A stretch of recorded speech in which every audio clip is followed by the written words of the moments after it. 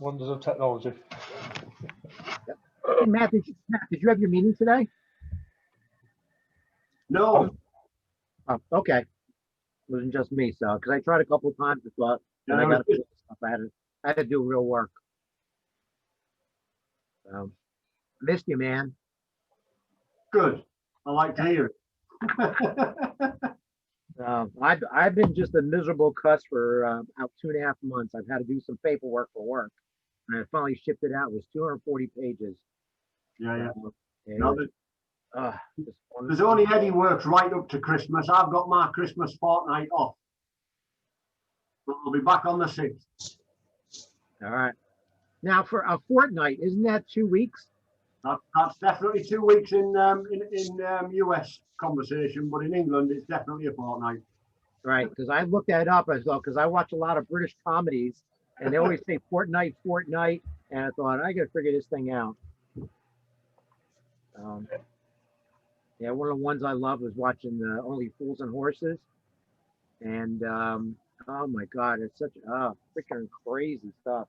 Well, if this COVID keeps up and as many people keep getting onto Zoom as what's been getting onto Zoom, there'll be an international language. We'll all understand each other by the end of next year. Yeah, in fact, I told Doug Rowe I'll pay him in euros next week. Eddie, we've just got a deal, but they're not going to tell us about it until tomorrow morning. So yeah, something for my spare time. Good evening, everyone. Hey there, Ronnie. Hi, Ronnie. How's everybody doing? Everybody ready for the holiday? Oh yeah, I got my rib Oh, yeah. in the fridge. Hi, Ronnie. TGIF. Hello. Ronnie, good evening, everybody. Yeah, I'm doing a rib roast this year again, and I tell you, I just love it. Got it sitting there in the oven, in the refrigerator, taking it easy, relaxing. You got to let it rest before you cook it, right? Yeah, you got to take it out. That's a big thing too, is let it warm up a couple hours at least. But the one thing I did is I unpackaged it, and you wrap it in cheesecloth, start drying it out, and you kind of force a little aging into it. So. That sounds wonderful. My dad was an awesome cook, and he'd drive my mother crazy because he left for work at 4 o'clock in the morning, and he'd take the roast out, wrap it in a dish towel, and put it on the stove. Yeah. She said, "It'll go bad." Yeah, he was a butcher earlier in his life, and he said, "No, it won't. Trust me. Go to a meat market. You'll be shocked." Yeah. Yeah, last year the only thing is I was on top of the oven and we were doing pre-cooking and stuff, and the one edge got a little warmer, but it wasn't overdone, that edge, but it's just a little more done than everything else. But you always find somebody likes it well done. Right, folks. Tonight we're going to do gallery, of course. Dane is not with us; he's tied up making tamales, and. But Doug Rowe's going to be watching it. So again, like every other week, if you've got something to show, put it in chat. We've got some in chat right now that folks want to show, and I'd love to see them. In fact, I've been forwarding the photographs I've gotten all week long to our webmaster so he can put them in to the program. And if you want to chat this evening, in a few minutes, I'll do a mute all. I'll let you know we did that. And then you'll have to use your space bar to talk because we have this background sound from Jeopardy and stuff like that. So, and I'm wondering what you guys are turning. It's the holiday. What are you turning? Snowman. Actually, not much lately.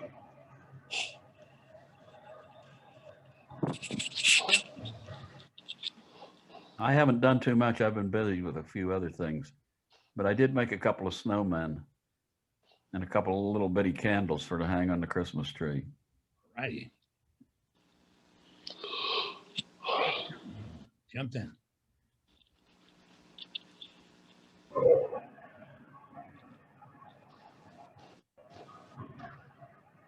was just looking on Facebook, and somebody was looking to trying to figure out a way to store a bunch of sheet goods and stuff. And I had a big thing when somebody gave me one time. It did like 4x8 sheets and other things, and got so much stuff on, I couldn't even move the darn thing. I thought I couldn't wait to get the stuff out of it and off of it, get rid of it, disassemble it, and use it all. You haven't seen a table until you see Ronnie Bonnet's table.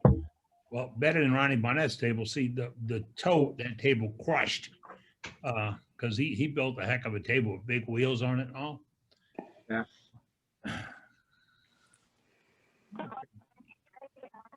Like, there's Donald, Australia's in. Hey, Eddie. Oh, Donald. Sir. Good morning. Hey, Donald. Yeah, I had to move Good evening, all. Yeah, I had to move my metal lathe from one end of the garage to the other through a wall. So I had to cut a hole and pick it up and get it through. But it had these big, heavy rubber wheels on it. And so I ended up taking all the drawers out, which had a lot of metal and chucks and stuff. Finally got it to move. And once it got on the other side, I couldn't move it again. I said, this is crazy. So I went out and bought nice, heavy metal wheels. And it was like, now I can actually move it. I mean, it does. You got to move. It takes a lot to move it, but at least it rolls now. The darn rubber crushes and that's it. I don't care how heavy it is, you know? You can't get it rolling. You're just going to sit there. Yeah. Trying to figure out, I'm getting a glitch here someplace.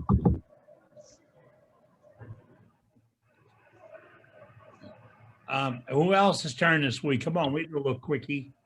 Who's got something they want to show and talk about? I didn't actually turn anything, but I did get to finish my goblet. I think I showed you last week with it having a big stub on the bottom end, but that's it completed. It's had about 6 coats of lacquer sprayed on it. Just the real inexpensive rattle can stuff from the hardware store. Buffed down a couple of times in between a couple of the coats, and it came up pretty decently. I like it. I Very like nice. it. Good. Shot glass. A lot of good practice. I'm sorry. Not a little shot glass, right? It's smaller than that. But this is Eddie, this is definitely 2x4 that was split in half and turned down, and so I submitted it last week for Ronnie, and he liked it. Yeah, I remember. You get your membership card? Yeah, buddy. And folks, while we're talking about that, we have a challenge started. We have already started the challenge, and it is a challenge about turning stuff out of a 2x4, and it doesn't have to be anything special. It just needs to be a project with 2x4s. And if you're interested, do it. Turn it, get it out. I'm trying to clear some things I got on the screen here this evening. Ronnie, we used to tease Ronnie about the 2x4s, but you can do some great work with it. But even more than that, it's a good skill builder. And I think that's what we all have to consider is, what we can do and how well we can do it. And that is an awkward material that cuts awkwardly. And I tell you, if you wonder how a tool cuts, put something like that in your lathe. Put a chunk of, I don't want to say useless wood because there's no such thing. Put a chunk of wood like a 2x4 in there, knock it down, see how your roughing gouge works, and then come across and use your skew and straighten it out. And then go in with your fingernail gouge and put in some coves and some curves, and then come in and round it back out again. You're not making anything. What Doug made there is a gorgeous piece, but he used a lot of skills to develop that. And we all need practice. And people call me, I want to buy this. How do I know how to use it? Go out and use it. It's not complex. It's actually a simple thing. And the more you use, the better you'll get on all your turning. But look, be careful. We're on Zoom, and I've done almost 500 YouTubes. I'm going to tell you straight away, some of those people are just out to sell stuff and promote things and make a buck. So if when you watch it, be careful. They might show you shavings flying over their shoulder and into a bucket or down around the camera and all. I've done that. Doesn't mean it was good turning. It was just entertaining. So I'd rather be good than an entertainer. All right. Anybody else got some stuff they want to show tonight? It's 36 after the hour. Yeah, I got a little bowl. Who's that? Johnny Hughes. Johnny Hughes? Yeah. Say again, Johnny. I don't. Hold on. I gotta take a spotlight off. Can you find me right here? I got you. There Yeah. we go. That's me. Uh-oh. What happened? We lost your image. It's not all Uh-oh. right. Video. There we go. Okay. I'm here. All righty. Yeah, I finished this today. It's a little bowl. It's about 12 3/4 inches one way and about 12 1/2 the other way. But it's a piece of Tupelo gum. I don't know if you can see it. It's Nice shape. Nice, it is. It is nice. That's nice. there's the bottom. Very nice. They had a piece of Very wood nice, here Johnny. that came off. Looked like it'd been eaten by worms or something there. So I just left it that way. I thought it looked good. So, Looks like Good a job. work conclusion. and that's Tupelo gum. That's a nice piece, Johnny. Yeah, it walked Very that cool. much. What's that? It walked that much. How was the condition of the wood before you started? Well, it had warped really bad. I had rough turned this thing about a year ago, and it had changed shape so bad that in order to get a bowl out of it, I had to cut the top 2 inches off of it because, as it is, it's only about a 1/16 of an inch in some areas for thickness. So, yeah, it changed shape unbelievable there. But Show us that bottom again, Johnny, please. Folks, he did that with a NEJE laser printer. And that is as clear cut as you'll ever get. That is gorgeous. In fact, Thank you.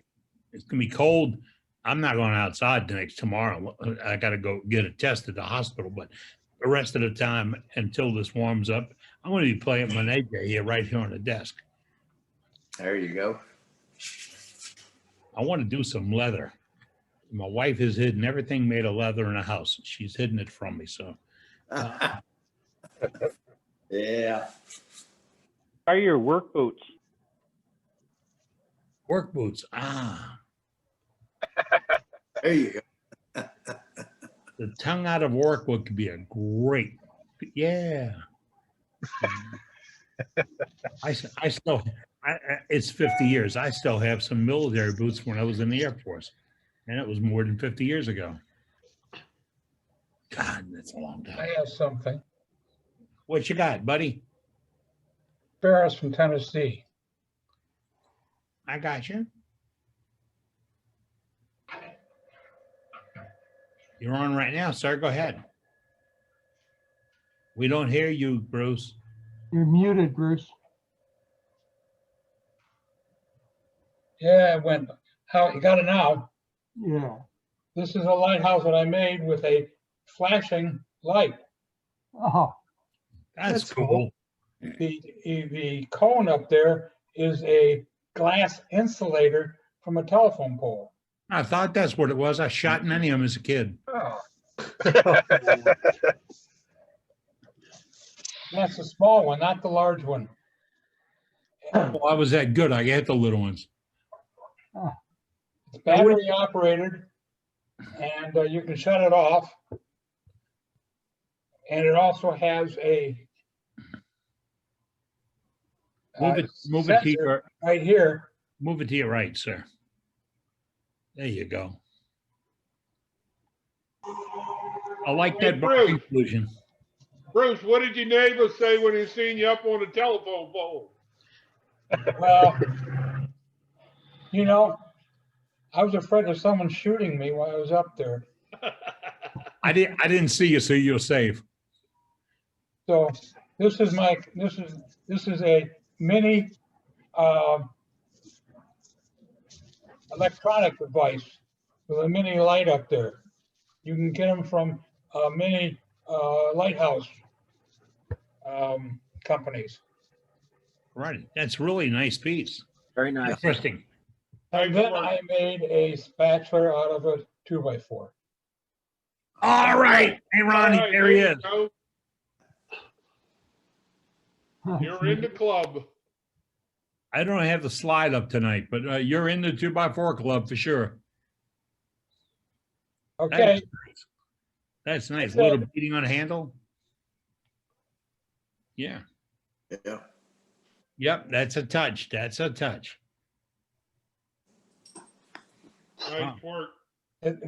it's really quite, how can I say, soft wood to turn and do all the sanding on it, which makes it easier because they wanted to use maple on YouTube. And I said, maple, you gotta be kidding me. Yeah. Where do you live in Tennessee? Do you have maple up there? Oh yeah, I got more maple in my backyard and then I don't know what. Where did you get the for the lighthouse? Where did that come from? I couldn't find them where I ordered it 2 years ago, but I went on the internet and there's a whole bunch of mini lighthouse lights. Oh, okay. Thank you. So go on there. Put it in the chat. Very nice. Okay. I'll do Hey, I that. had to step away and take a call for a minute, so now I got to get caught back up on who had gallery. I had next up Donald. Did Donald go yet? You were asking me about a name? Come on, man. All right, Donald, we're going to No, I'm here waiting. ready. Say it again, Donald. We'll find you. There you are. I'm here waiting. Okay, you're up, Donald. Okay. Well, first of all, I want to say I've been with y'all ever since day one. Hadn't missed a one. And about 2 weeks ago, at the end of the meeting, I had a mini stroke. So the doctor told me I couldn't get out and do much. So I got out today and made this. It's not a goblet as nice as Doug's, but it's got something Doug's don't have. Wine. Oh, it's got a lid. Yes, it's a box. Now, Keep the flies out of your drink. yeah. That's every bit as nice as mine. Don't you worry about that. But I enjoyed making boxes, but I got tired of just straight boxes. So thought I'd think outside the box. That's a Oh, nice that's really fit neat. on that one. Yeah, Very that's good. nice. I'm going to ask the question. What was the condition of wood when you started out? Pretty dry? It was pretty dry. It'd been cut a couple of years. It was a piece I slabbed off and just been kicking it around out of the way for a year or so, and it was pretty dry. It didn't move any. All right. So Nice. Very nice. Yeah. but yeah, it don't hold much drink, but but it's made for earrings and stuff like that. Good. Holds more than mine. And that's all I've got. And I'll enjoy the rest of the meeting with y'all and appreciate y'all for what you do here, and because I really enjoy it. Well, thank let's you, hope sir. you're feeling okay. Yeah. Yeah. Sure. Yeah, my club, we can't have meetings no more, so we do have virtual, and they're still not. It's better than nothing. Well, people are working at it. That's the change in the world, and that's where we're going to go. Thank you, Donald. Appreciate it. Thank you. Doc, we got anything else in the bullpen? Yeah, next up is David J. I'm trying to find him. David J., where you at? You still on? Yes, I'm still here. Oh, there we go. I got you. I'm about to spotlight you and go. All right. See you, Dave. I've started. This is what I start with. Pull it back towards your face. There you go. Yeah, this is what I started with. It's a core out of somebody who was doing some coring out of bowls when I was in South Carolina. I got several of them, and I ended up with this here. Oh, I can see through that thing. Yeah. Yeah, it's a Yeah. little thin. Nice. Beautiful. I don't know what that thing is on the bottom, but that appeared after I took the. Called artistic decoration. What the heck? Anyways, that's one of them. And this is This is another one that I made out of those. I don't know what kind of wood it is. I don't even know what kind of wood it is, but it was from South Carolina. Looks like pear. Does anybody think it looks like pear? I do. I don't know. Possibly. I don't know what it was.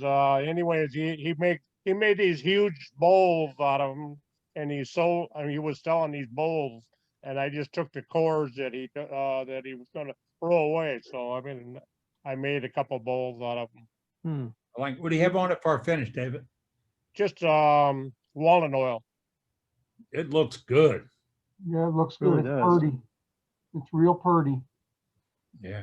The grain is pretty good, you know. I mean, Yes, it is. there's no really any pattern to it, but everything is a little bit different. Well, God does that. It works out well.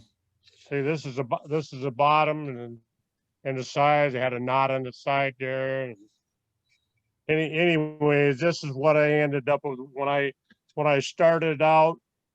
This is what it was a beginning. It had like this here, and the guy just cored them out, and he took the bowl part of it. You can see the screw holes in there that he put his faceplate on, and then the screws went that far through. He had that long screws in there to hold it. But he had these bowls are probably anywhere from 16 inches in diameter. Really nice. Yeah, but that was what he was throwing out, and this is what I ended up with. All right. You know the term, there's no such a thing as junk wood. Nice. Thank you, David. Appreciate this show tonight. All right, thank you. Doug, right. you're on Next spot. up is Andy Schuster with a question about his face shield. Hey, Andy. Hey, how you doing? All right, so what's up? You have the shield. I finally broke down, got me one of them new Bionics face shields. What do we use to keep from fogging up with the dust mask and all this dust from sticking to it? Is there an anti-static spray that works good on them? Dryer sheets. Pardon me? Dryer sheets. Wipe it down with your dryer sheet. Dryer It doesn't even have to be a brand new dryer sheet. It can be after you've done the laundry. Grab that dryer sheet out of the basket and wipe your mask with it. It's not a cure-all, but it works pretty good. Well, thanks for that. I'm throwing another Even nickel easier on. way than that. You can just buy the anti-fog visor. Yeah, I think That seems to work pretty good. Yeah, there is Andy, like two versions of that. The cheaper one doesn't have the anti-fog. Yeah. And if you get you get a replacement glass for it, make sure you get the anti-fog one next time too. I bought one of those, but it's still fogging up. Oh, okay. Yep. Between the dust mask and face shield, it gets a little foggy at times. I use a product that is called STP. It was made by for racing car companies and stuff like that. Use it like it was like Armor All. Okay.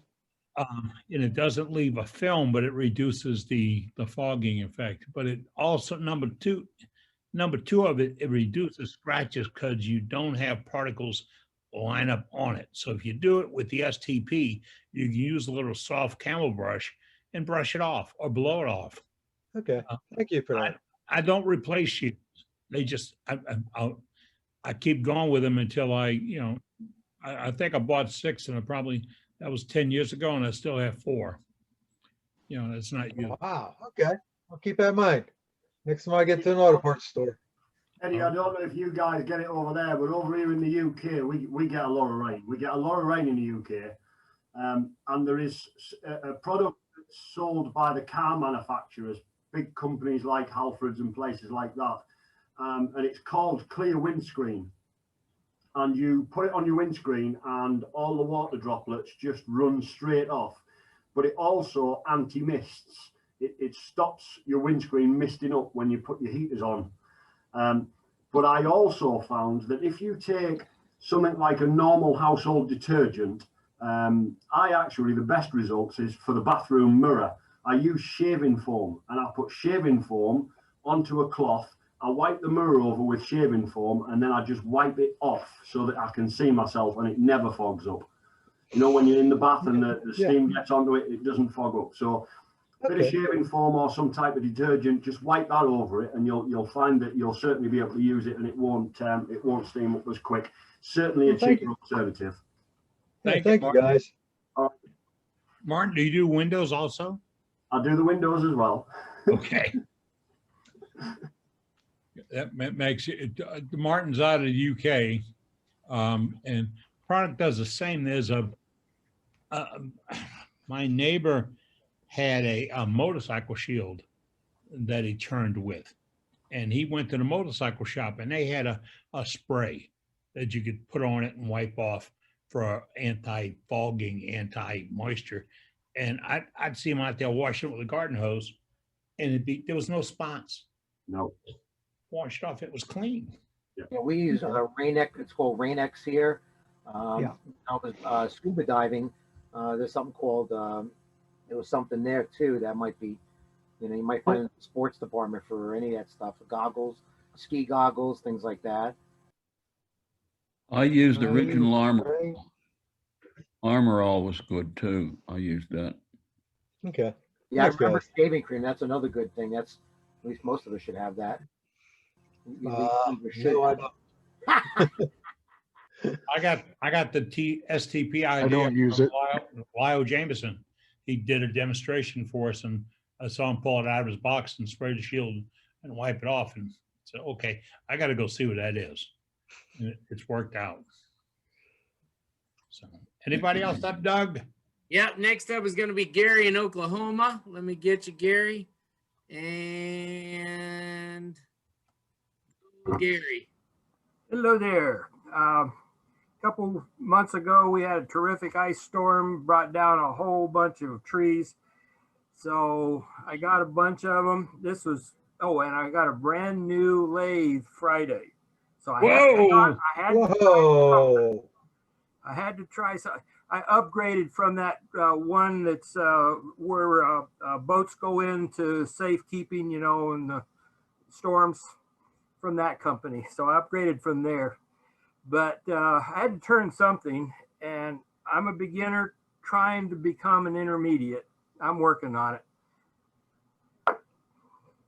The beauty of this, Gary, is there are no limits and no rules about what you are and who you are. Yeah. Well, this was green oak, 2 months ago, and the bottom is not checking. The top is starting to check, and I don't know if you can see them lightly. I put on some beeswax. It was the butcher block with beeswax to try and see what that would do, because this is all just experimentation, and it's throwaway wood.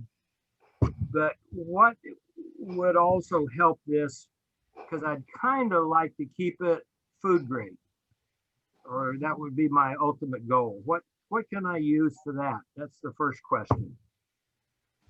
All right, guys, jump in.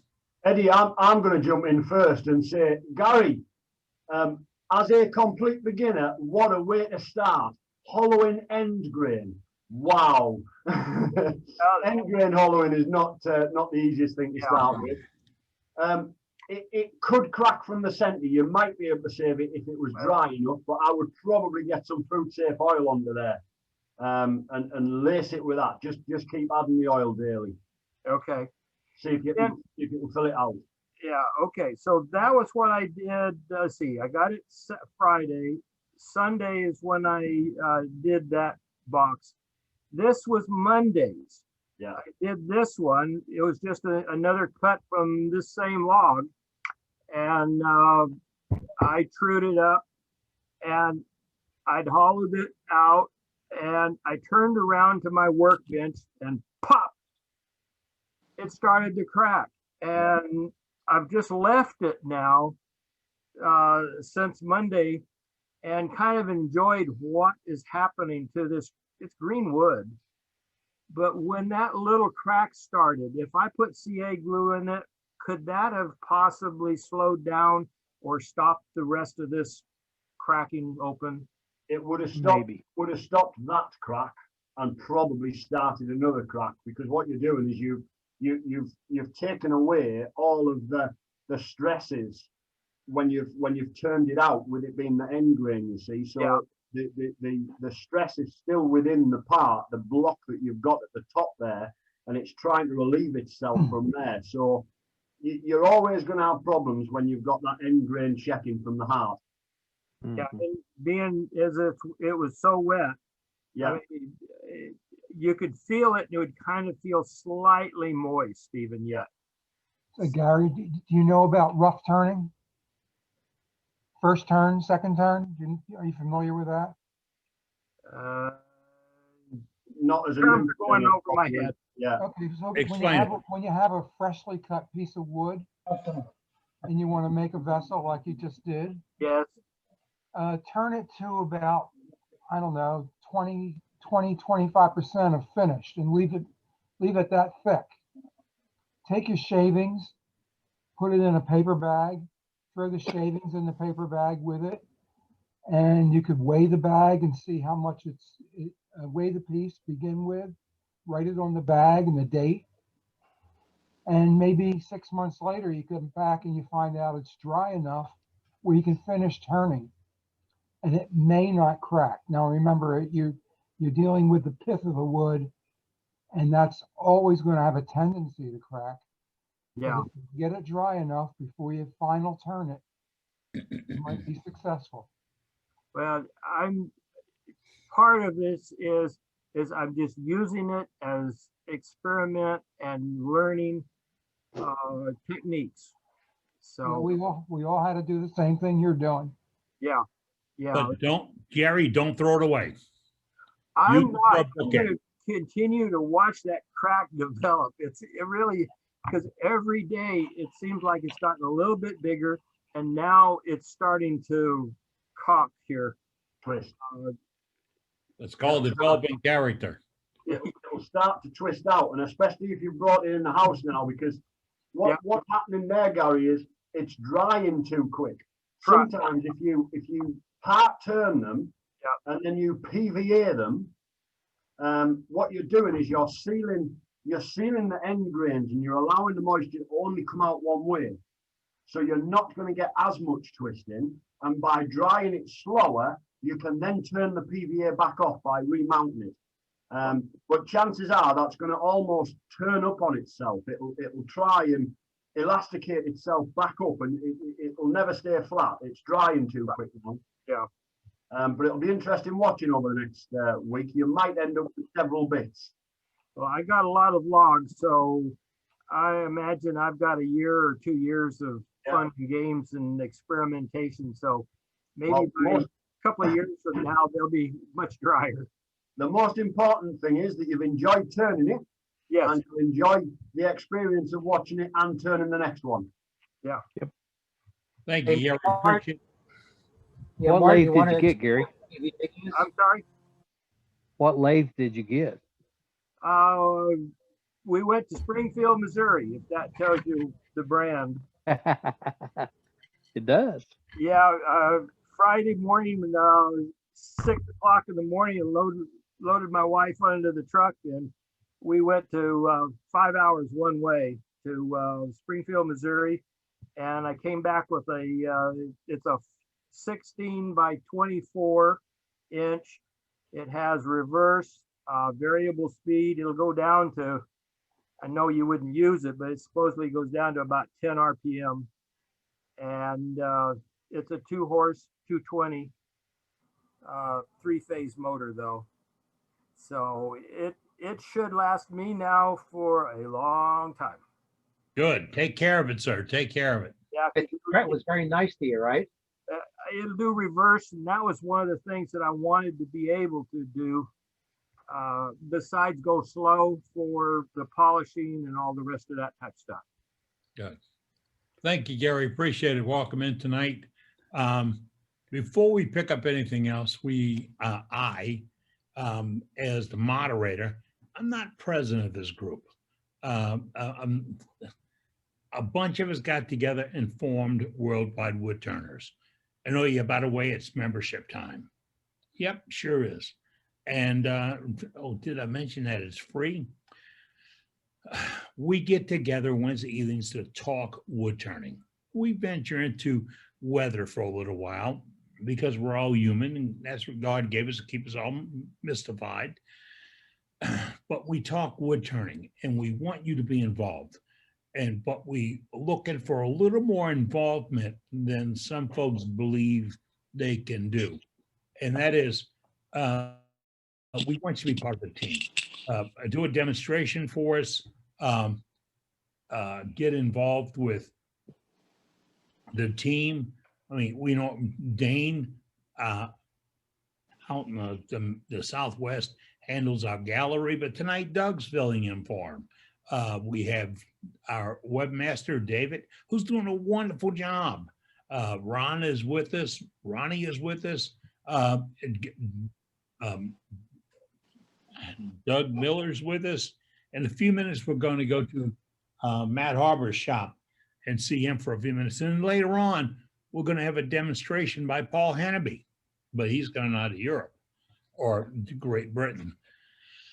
This is your club, and we want to hear from you. Our website's www.worldwidewoodturners.org. Our email is there also. There's a link on there for you to put information.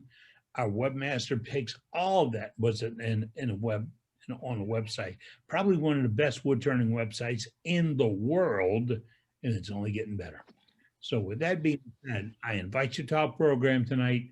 I think Matt Harbor is ready to take us around the shop right now, and we're going to do that. And then between pieces, we'll go back to gallery. But how do you get in gallery? You drop us a chat. You press chat, put a chat in, say, I have a piece to show. Doug Rowe picks that up, and we'll go back to chat. Doug will introduce you, switch you over, put you on spotlight. See, that's what the members do, the team. We pair off on things. So, Matt, if you are ready, sir, we are ready for you. Hello, Matt. I know it's cold where Matt's at. He's in Michigan someplace. I don't think he's in. I thought I saw it. I thought I clicked him in, man. We'll co-host a little while ago.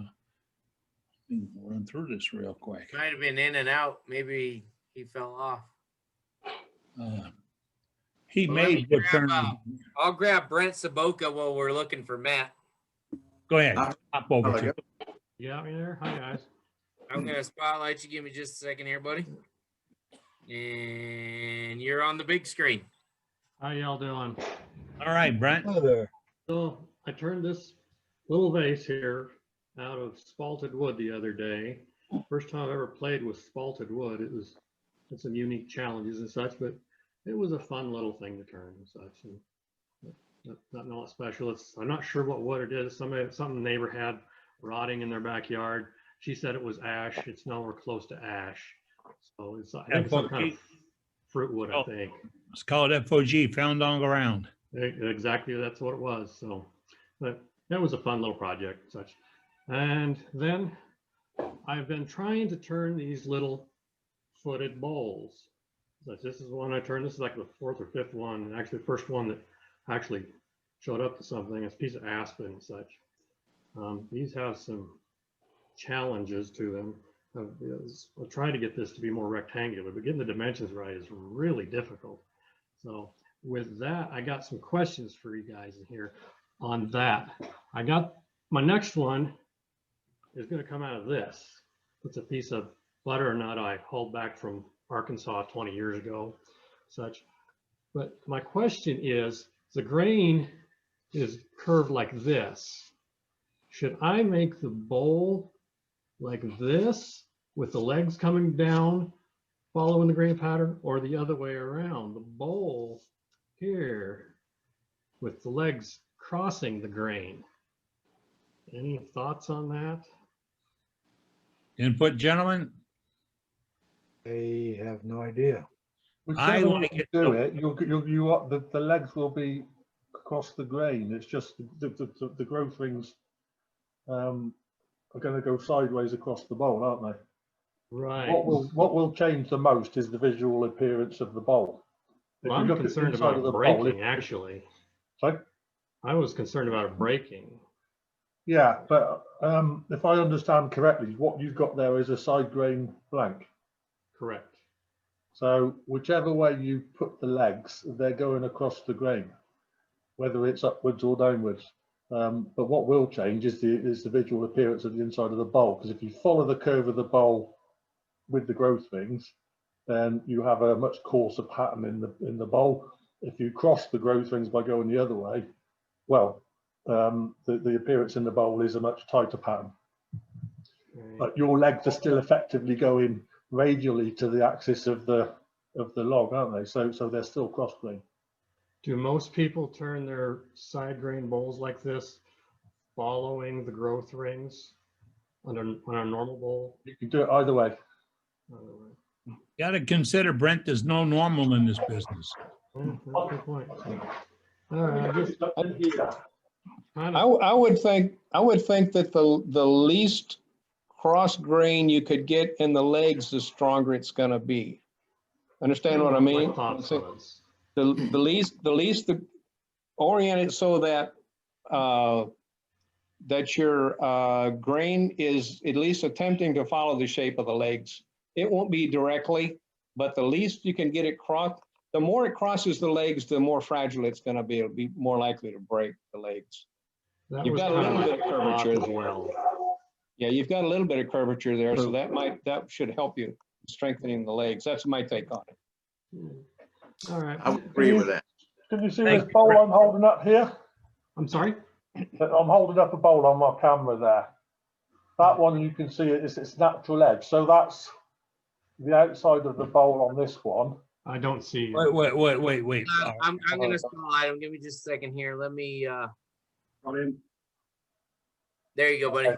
That one there, you can see the bark edge on it. So that the growth rings are going this way across the bowl. Yep. So if you put your legs in here, and I've got the growth rings going that way, then your legs are effectively at radial almost, that they're almost at 90 degrees to the direction of the grain, because the grain is actually running front to back. That's one thing you've got to bear in mind, where the grain is going is front to back. So my legs are coming out here on this one, so they're at 90 degrees to the direction of grain. I've got another bowl here in the same tray. This is turning the other way up. You can see that there. In fact, you can see the movement in it. This is close to the pith, so I've got a slight warpage on there because it's, but this is the other way up. You can see the growth rings there going with the direction of the bowl. But again, if I put legs in here, I'm still at 90 degrees to the grain direction because the grain direction is front to back on this bowl. That's the same in both those bowls. All I've done is flip the blank over, but in either instance, the grain direction is front to back. And that's the same with the piece you've got. Okay. So you're still, your legs are still going to be going across the grain, whichever way up you do the bowl. That's what I'm. That makes sense. Make there. That makes sense? Yes, it does. Thank you very much. Now, are you going to carve legs in there, or you're going to? Is that what you're going to do? No, it'll be just like this one here. I just turned this around here and just turned that around there, and then reversed it and turned the bowl out of the center. Yeah, I think he's trying. What he's trying to say is that it's a wall one piece, and he wants to know the one piece would be the strongest, which way he turns the curves of the growth rings. Yes. Yeah. I was just. I understand the question, and I think the answer is neither. I don't think it's going to make a big difference, but because you are going across the grain with the legs, make them a little bit thicker. That's what I would do. Okay, I think so. I agree. And remember, you can't hog it out, and you have to step it in. You know that, right? Step it in. Otherwise, I've destroyed like 4 of these so far. So all right.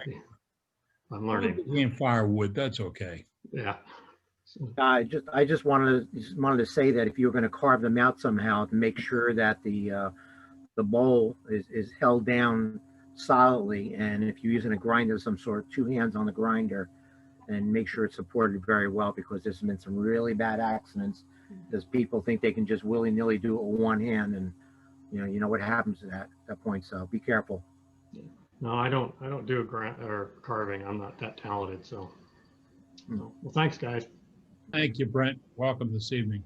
And the grinder and wood removal, I'm going to say wood removal tools, grinders, and there's a bunch of them out there, and they use a spinning chainsaw blade. Before you take one of those to a turning piece, take it to some junk and learn that you can't go with the cutter. You on an action of the cutter, you have to go against it, and you have to take small bites. I saw a neighbor do it one time. He was going to carve something out of a tree, and instantly chopped the cord off. And he's standing there holding the cord and the grinder like this, and he said, "Look at this."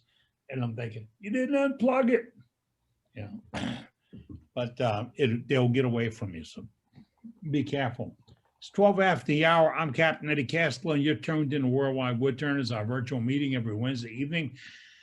And we line up demonstrators. The demonstrators come from you. That's right. Or are you?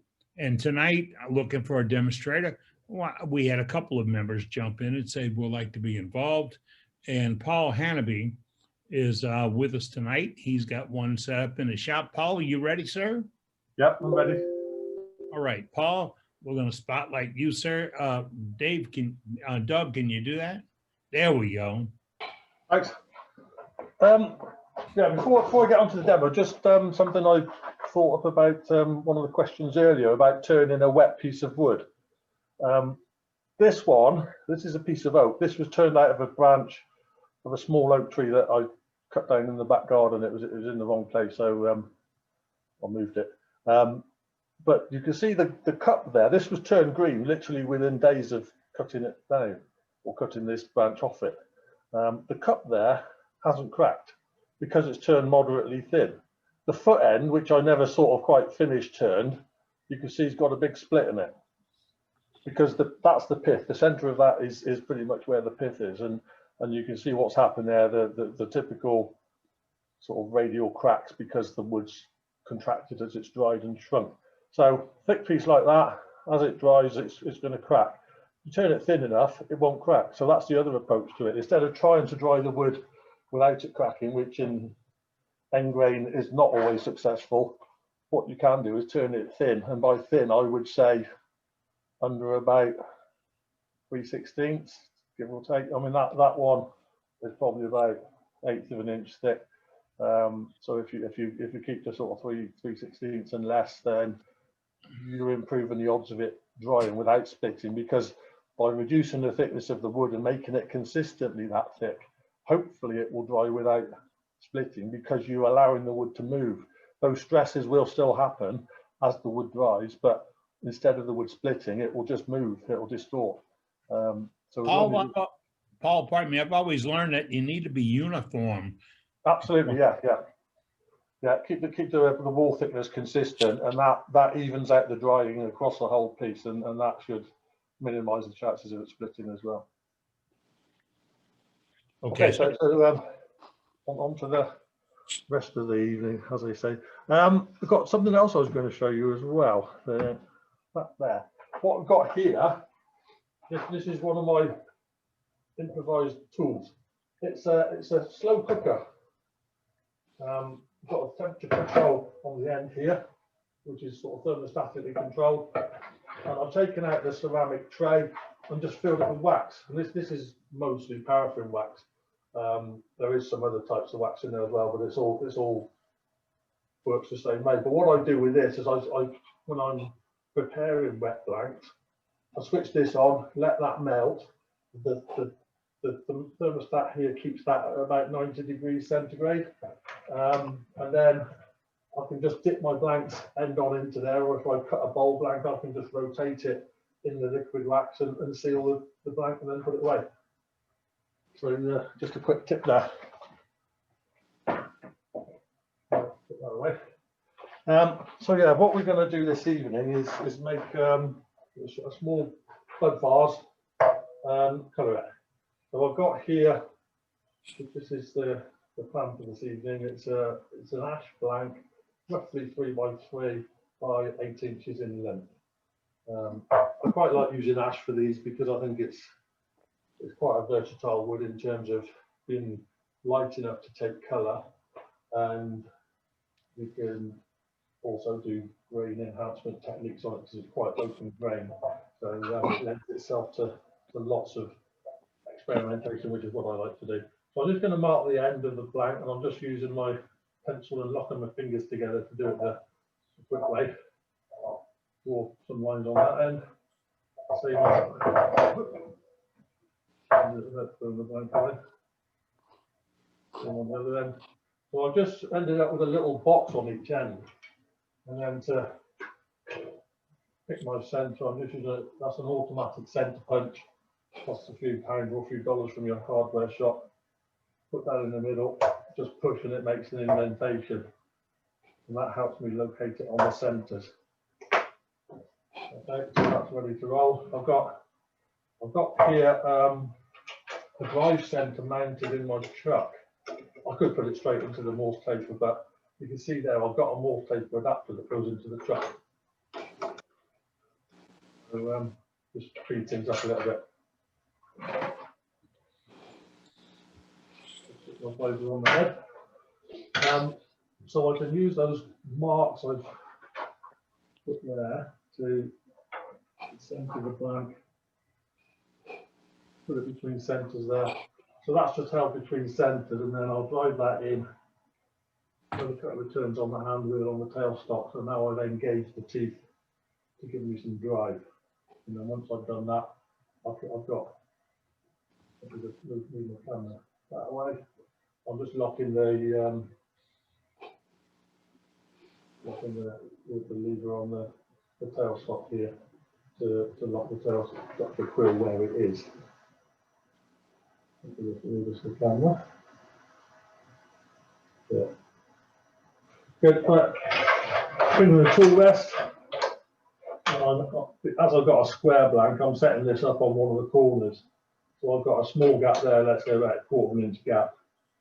Lock the bounder in place. I've got the tool rest at about the right height, but if I needed to adjust that, I would.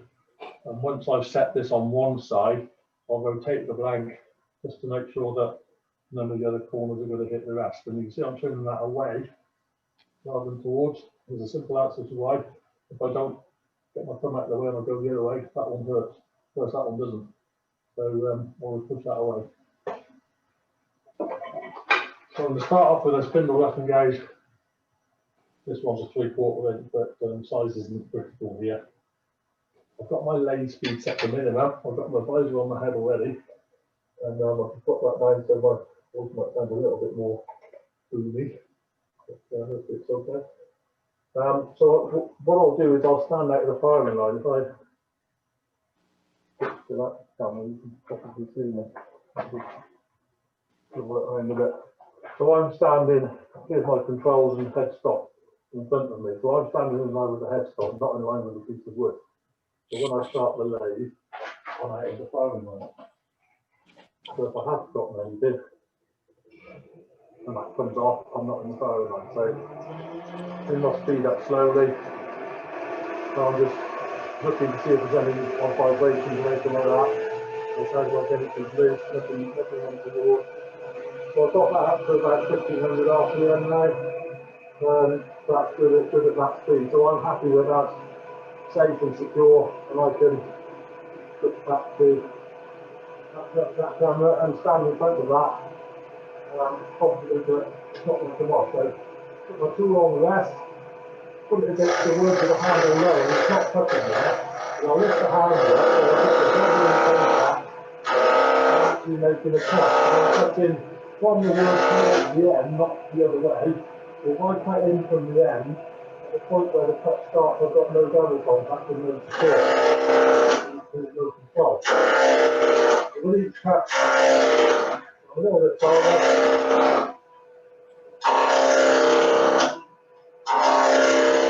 see on the back of the when I get near to the other end, the other direction, and then once I get the corner,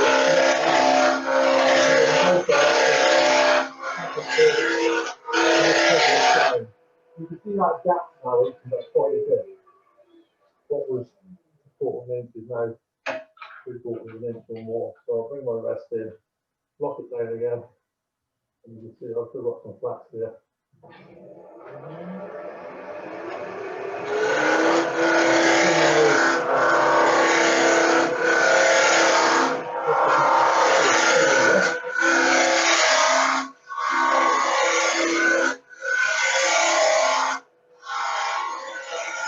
I can sort of feel that that's virtually round now. There might be a slight flat on it, but at this point that's not too good anyway. So that's okay. There's a little nick there, which is I think it's just a strange little mark in the grain. It looks like an actual dent, but it's not. So that's round. Now what I want to do is to make that fit into my chuck. So I need to create a spigot on one end or the other. And at this point, I'll look at the blank and see if there's one end that works and the other end. In this case, there isn't actually, both ends are pretty good. I've got my calipers here already set to fit these jaws. And I will have adjusted that with the jaws about sort of quarter of an inch or thereabouts open, sort of 3/16 to quarter of an inch. So I've got my dividers set. I start with the parting tool on the end, straighten on the end, just to create that initial shoulder.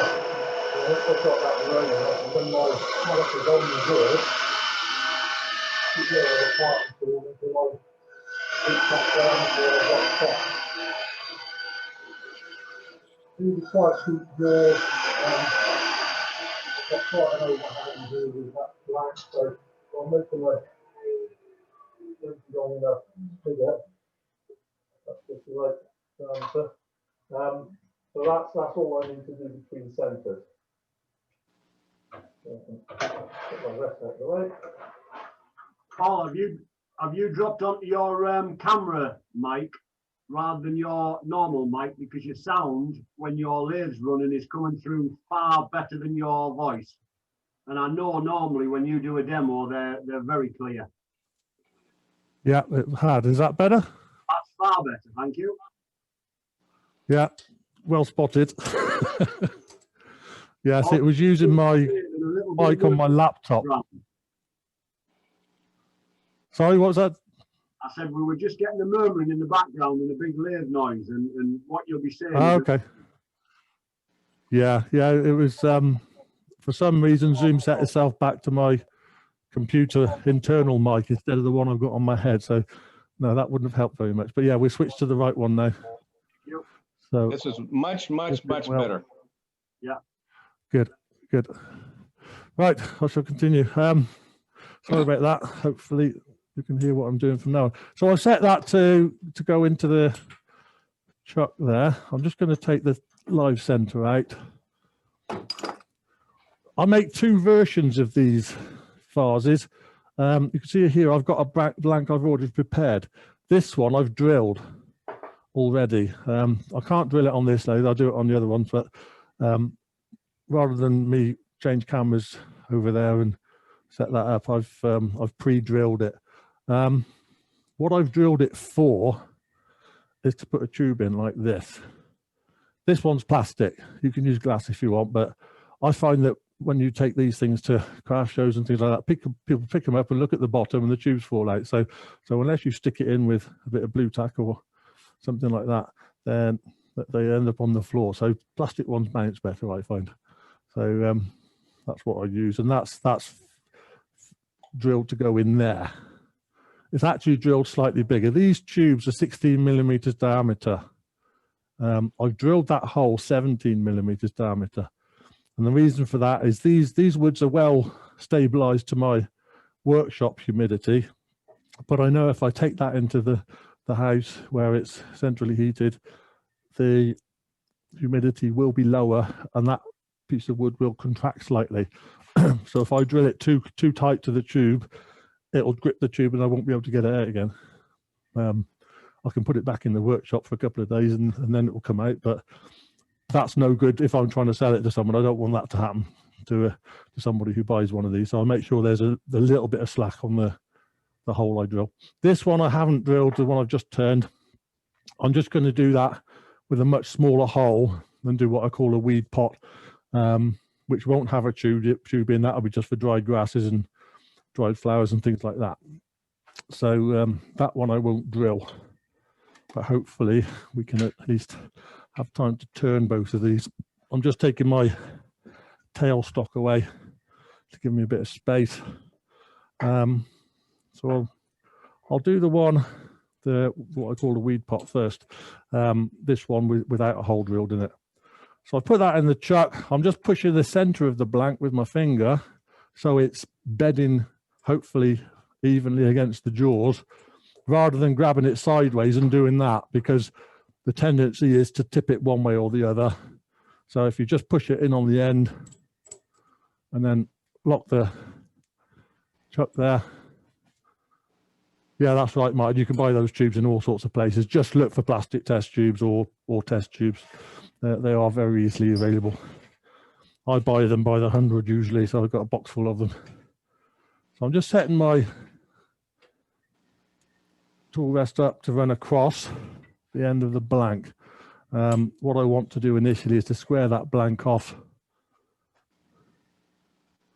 Let's have a look there. So I'm going to cut across.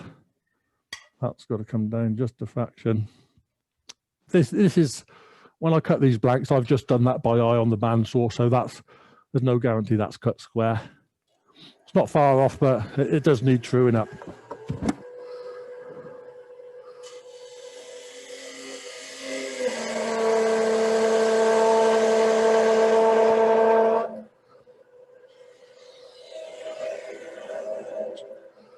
A little bit of vibration there for me pushing too hard.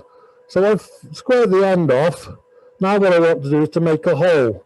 And for these weed pots, what I've got here is, this is a 3/8 spindle gauge, and I'm just going to drill with the 3/8 gauge. So I'm just setting my tool rest so it's exactly on center.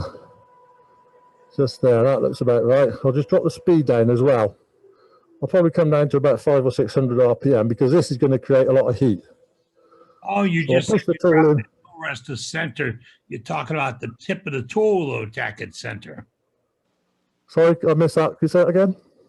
You said you'll set the tool rest for center. That what you're meaning for novice turners is the point of the tip will be at center. Yeah, what I want is the tip of that, effectively the tip of the flute to be dead on center. So my tool is cutting dead on center height, as in the case of a drill. Watch this close. 600. Trick. That's just drifted off slightly, so I'm just going to clean that up by using the gauge effectively as a scraper, and then start again, push it in. If it runs off, you can clean the hole up. But hopefully once you've got it going, this is a little bit off this one, but I'm not going to worry about it too much.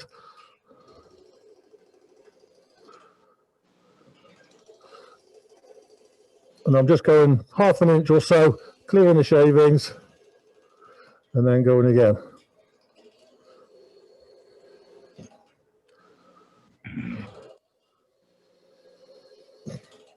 So you see there, I've gone in about 3 inches or so. Just do one more. That'll do it. So I can bring my speed back up now, about 1500 RPM, and I want to shape the inside of the top.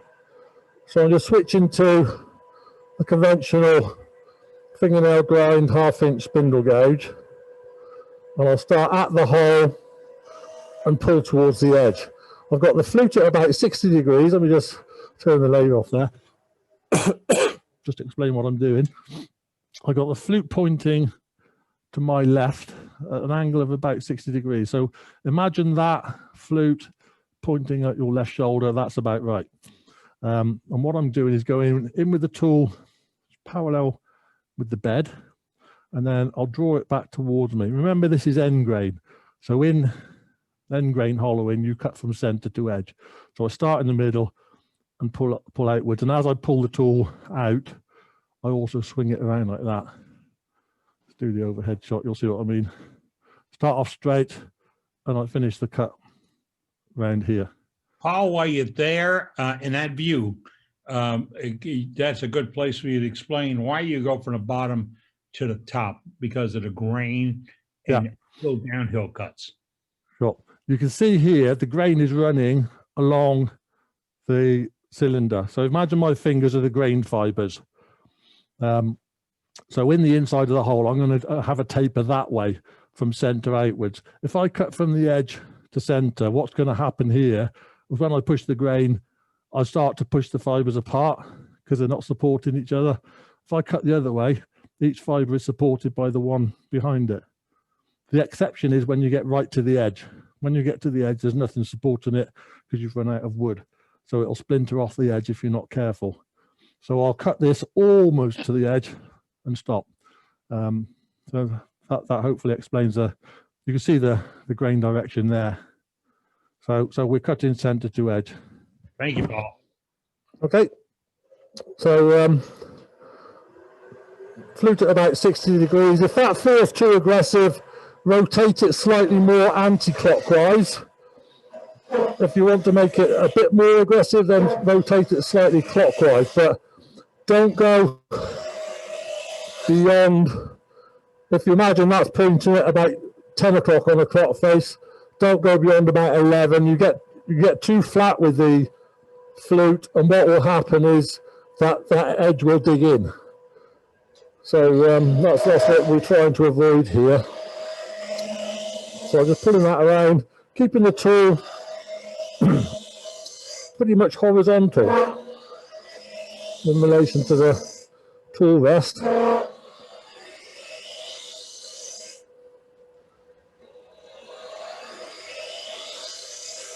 So I've given that a bit of shape from the top, and I can just go back to that small gauge and just make sure the edge of the hole is looking tidy. And hopefully, because I've followed the grain direction, I've got a reasonable cut there. If I want to just refine that, I could take a couple of light cuts to finish.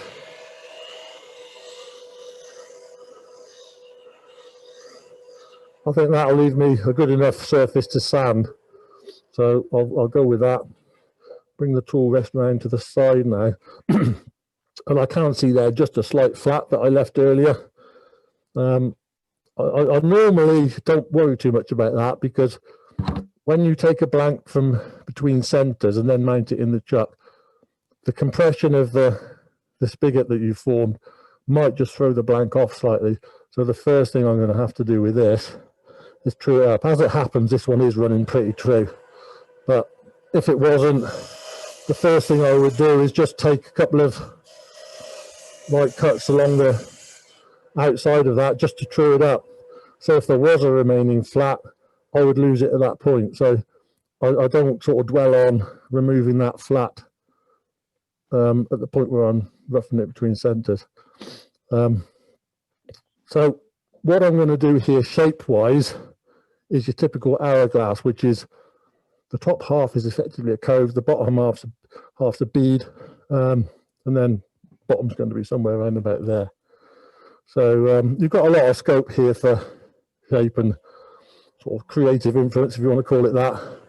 So if we say the lowest point of the cove is going to be round about there, I can just work from each side of that point.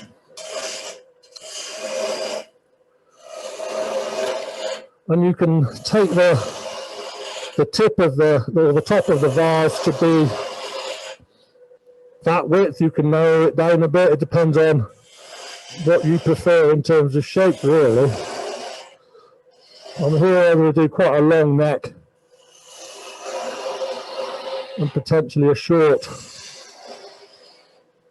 base. The base is about that much of it, I suppose, so it's sort of 2/3, 1/3 split here. I've got myself a long cove there, and instead of trying to manipulate that end to end, if I want to go deeper, I'll go back to the middle and start again. Create another cove that I take out to the extremes of the top and the bottom. This top part here, sometimes rather than just leave that little rim square as it is, I'll just take the gouge and just to shape it a little.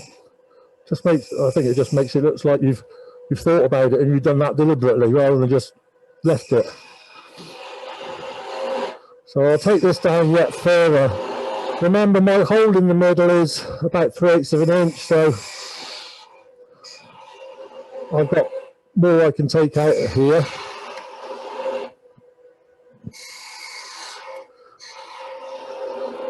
And the other principle I'm applying here is starting all my cuts at the top and then working back. So I'm leaving as much bulk here to support what I'm doing up here as I can, rather than turn the bottom first, then the top, because then I've lost all my support. I would do exactly the same if I was turning the goblet or any other vessel or vase, I suppose, that is supported at one end only. You try and keep yourself as much support for those cuts as you can.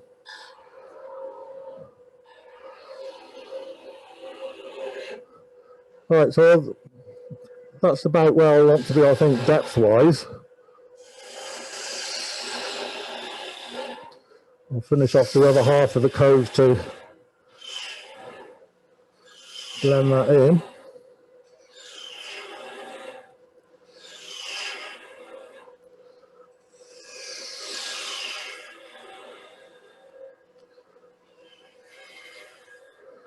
And as I get closer to where I want to be, just take some lighter cuts, blend that in, and that's the top bit. So then I've got to figure out where's my bottom half going to be. If I said my bead half of it goes from there to, let's say, about there. So that's my center of my bead, the highest point, the widest diameter. So I can do the right hand half of the bead, and I start on the corner with the flute horizontal and then rotate the flute as I go around the curve. I come back to the line, but the rule is with beads, you don't take away what wood where the center line is, because if you do that, you reduce the diameter. So I've come back to the line. I don't need to actually take the line away itself. Now the other side, I've got solid wood, so I need to make myself some room. So I'm just going to cut in there with my parting tool, just to give myself some space. So now the gouge has got somewhere to go. I'll leave enough wood there so I've got some support, and I can also do another cut here just to take away a bit of that surplus. So I'm just giving myself plenty of room there, and then I'll start off on the left hand side and roll the other half of the bead.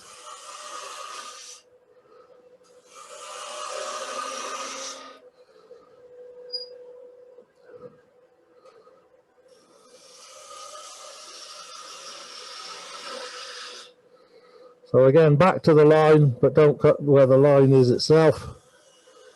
A light cut for the last cuts. And keep that bead rolling all the way around.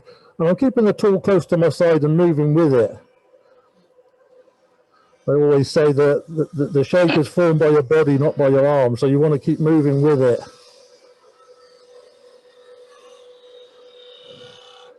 Down to that sort of diameter, that's not too bad. So that's pretty much shaped as I want. And there's one or two little sort of bumps in that, but you get to the point where the little remaining bumps and ridges are best removed by actually sanding rather than trying to get rid of them with a gouge. So I think I've reached that point where my next step is to pick up the abrasive on that. There's another quick tip for you. Here, that's my stack of abrasives. It's a block of wood with some saw cuts in it, nothing more elaborate than that. And you just stick your abrasives in there. So I'll start off on that with about 150 grit. So this is 2-inch abrasive cross-backed, which is what I usually use. It's sort of a good size to fit in the hand. So I want to sand the end here and then the side too. I'll just put my dust extractor on so it might get a bit noisier. So I'll sand in the end first, cutting using the abrasive between switched views, so between about 9 o'clock and 6 o'clock. So the wood's going down and away from me at the point where I'm sanding. And also I'm feeling some heat there, so I'm just dropping the speed down. I'll go down to about 2/3 of what speed I was turning at. So I was turning at about 1500, so I dropped it down to about 1000. Just sand that little edge. And then on the outside, I'll put my fingers behind it or my thumbs behind it, but I'm not wrapping the abrasive around my fingers. I don't want to be attached to this if it got caught on anything. So I'm trying to follow that curve without rounding over this edge on the rim. So I'll keep it against the curve, follow it round. And what I'm trying to achieve with the first abrasive I use is to remove all the tool marks, blemishes, any tool grain if there was any, and any other flaws and bits that I don't want. I'm going to colour it, so I've got to do a reasonably good job, or the colour is going to show up any flaws and blemishes that I haven't sanded out. And this is the first grit, so if I don't get rid of any marks and blemishes with this grit, which is 150, then I'll put that one away and go coarser. So I'd go down to this one, which is 120. So if I thought I wasn't doing a good enough job with 150, then I'd drop to 120 or below. Depends on the wood. I mean, this I probably could have got away with the 150, but just to demonstrate what I would do here, if I have to, I will go down to a lower grit. You need to get all those marks out with the first abrasive you use. There's no point going finer until you've got it right, because if you haven't got it out with the coarsest grit, you won't get it out with the rest. So I'll go down now to 180 grit. I've got all the marks out that I wanted to get out. Oh, can you do a camera flip so we can see? The end grain there. There we go. And then the side grain as well.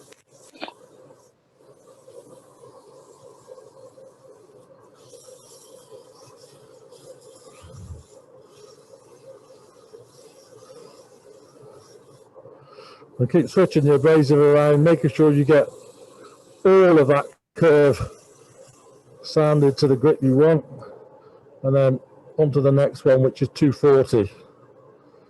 So same process again, sand the end.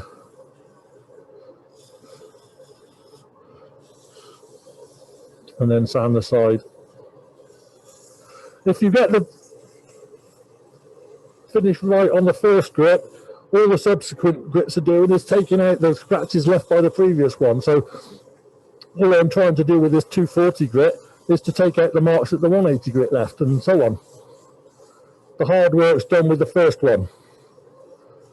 When I buy abrasives, I buy more of the coarser grits than I do with the finer grits, because I use them more. They're used to get rid of the tool marks and torn grain and whatever else might be there. So I tend to use more of the coarser grits than I do of the rest of them, because the rest are just improving the finish rather than doing any of the donkey work. So I'm at 320 grit now. I'll go one more down to, well, that's 320 there. So I've got 400 grit. I'm going to 400 grit because I'm going to colour there, so I want quite a fine finish.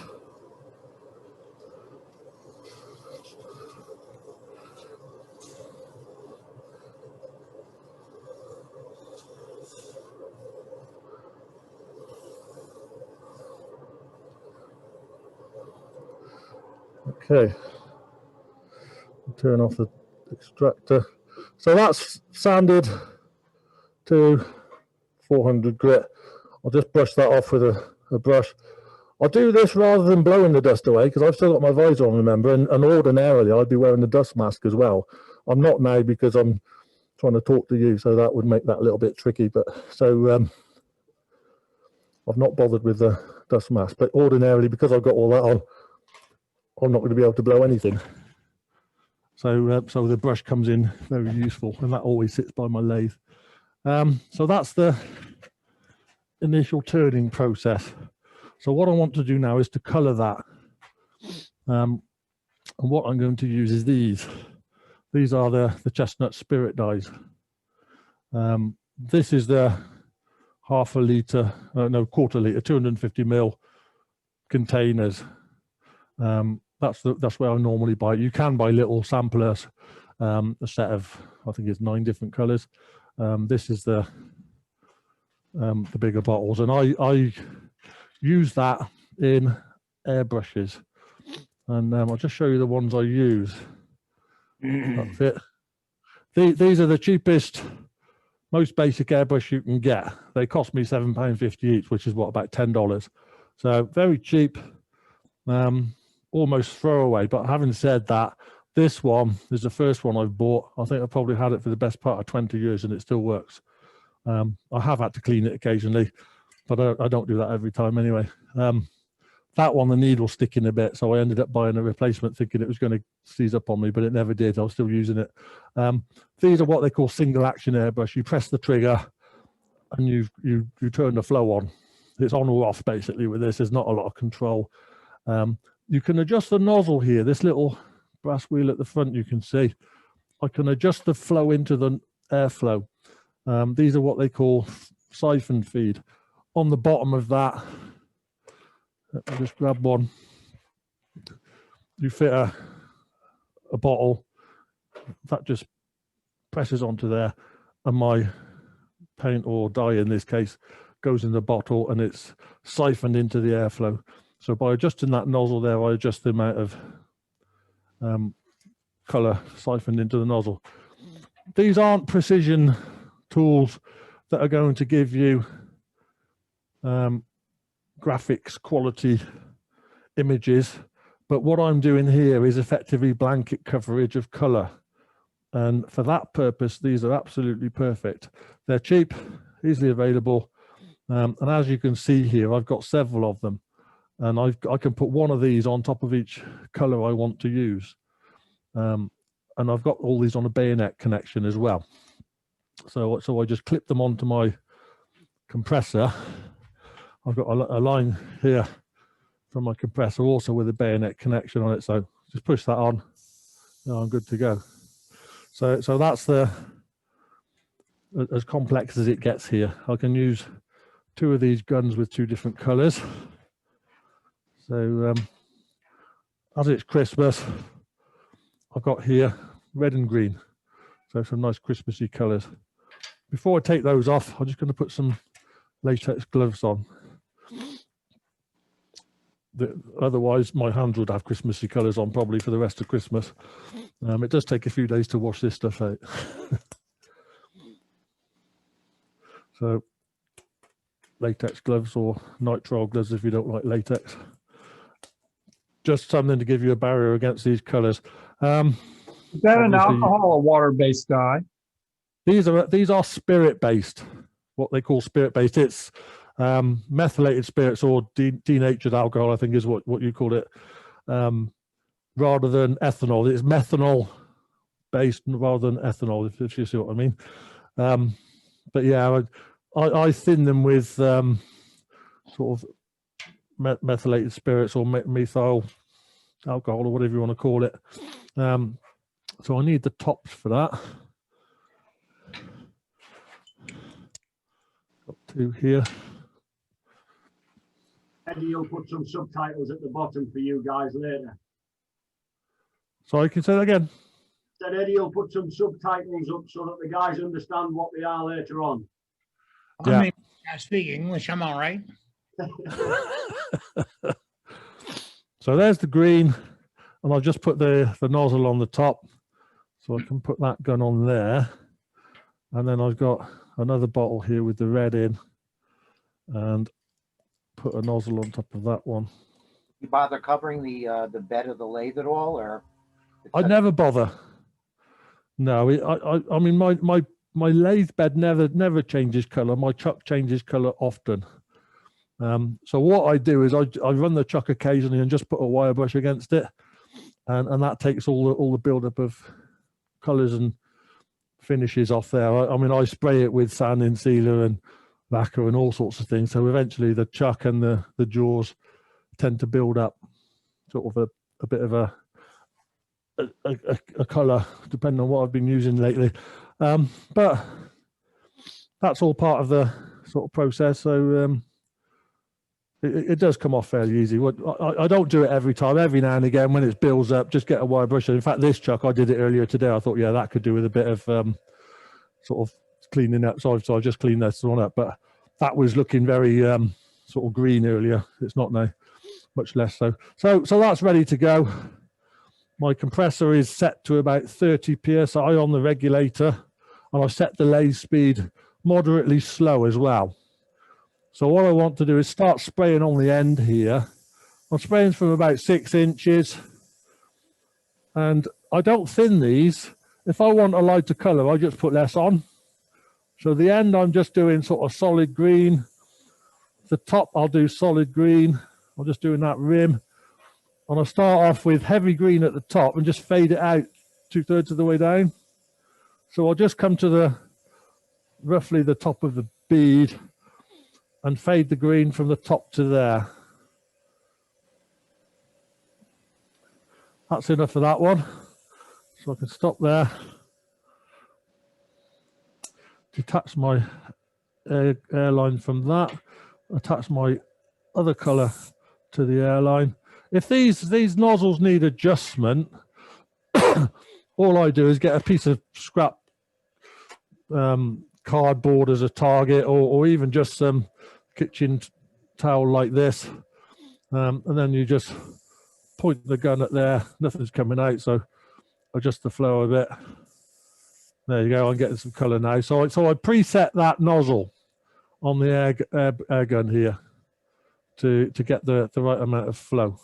But you can see here, although I say this isn't a precision one, if I go very close, I can get a moderately thin line, but I can't control the amount of paint coming out other than with that nozzle. So it's not really lending itself to precision stuff, whereas the dual action guns are much better for that. But for what I'm using it here, it's absolutely perfect. I'll start off the bottom with the red heavily and fade that 2/3 of the way up, and I'm moving moderately slowly. I don't want to put diagonal sort of bands of color in here.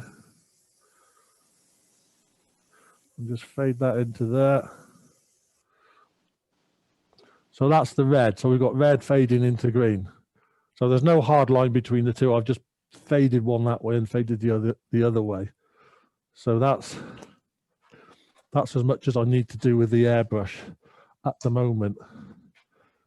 What I'll do is I'll give that just a few seconds to dry.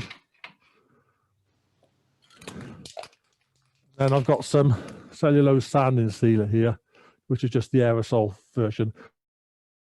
I do use the liquid sanding sealer and brush it on some of my pieces of work, But when I'm using colors like this, I don't. The reason for that is if you're brushing on sanding sealer, the sanding sealer will actually lift and remobilize the colors. It will act as a solvent and it will move them around. So you start dragging the colors with your brush. I don't want to do that. So I'm using a spray sealer to fix it where it is. So again, run the lathe fairly slowly. Light coat on the end.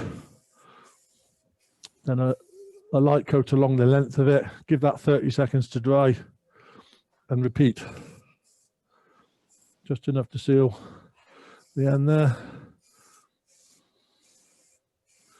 And you can do 2 or 3 light coats in a couple of minutes because it only takes 30 seconds to dry. Whereas if you try and do 1 heavy coat, it will take you several minutes to dry. So I just build up 2 or 3 light coats. That's enough. I'll just speed the lathe up just a little to speed up that drying process. So that you can leave it at that and just put a wax or lacquer finish on it and call it a day. What I tend to do with these is to, because it's ash and you've got that open grain and that nice sort of open pores, is to embellish that yet further. And let me just grab a few tins here. I've got lots here, so I'm just going to bring them over by the lathe. These are made by Liberon. What I've got here is liming wax. So that's white, as you no doubt have already come across, but you can put liming wax on that and it will put white into the pores of the wood. And it mutes the colors a bit. If you've got something you think, oh, that looks a bit too loud, put some liming wax and it just takes it down a key or 2 and makes it darker. I've got these in other colors. I've got a black there. If you want to make it look a little bit more intense, black's quite a good one. I've also got here terracotta, which is obviously red, the verdigris, which is green, and this one they call blue moods, as the name implies, is a sort of a mid-blue color. So those are all useful for patinating. So that's some of the waxes I've got. I've got a whole pile of other tins of waxes of various colors by sort of various different makes, in fact. So there's a lot there. And other ones I like to use here. This is a gilt cream. So it's sort of a wax-based metallic. This one's gold. I've got some here which are the chestnut ones, and I've got a gold, a copper, and a silver. So those are all quite nice to put color into this.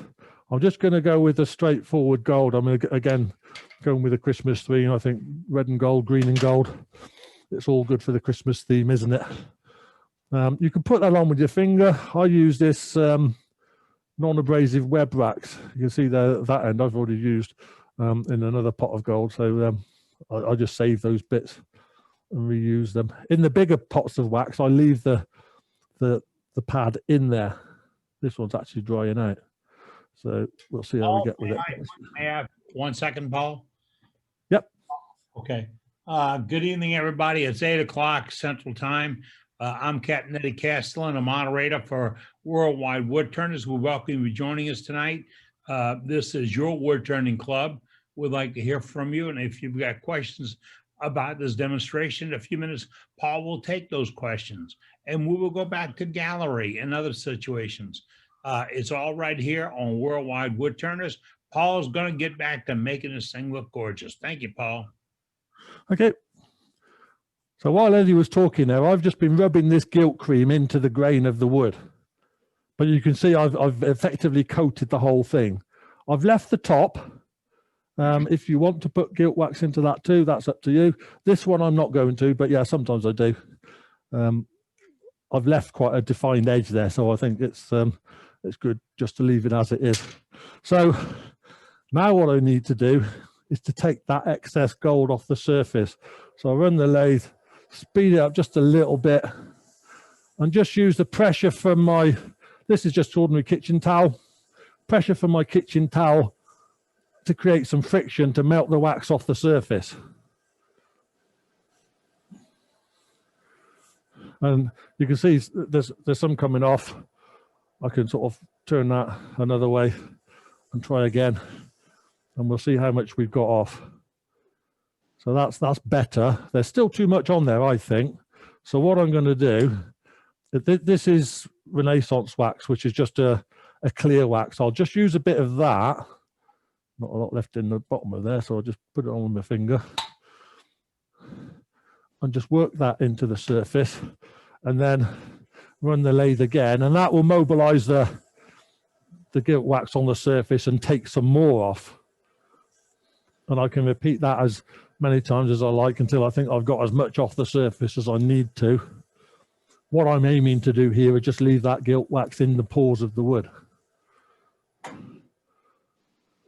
So that's looking pretty good. So you can see there we've got the gilt in the pores of the wood, and it's likewise on the green, shows up quite nicely, but not in the or on the surface of the wood. So that's the effect I'm after there. So what I've got left to do with this one is to part it off. That's the final finish. I've effectively just wax polished that. So I've put wax over top of my sanding sealer, so I can just treat that as my final finish. Just taking these gloves off.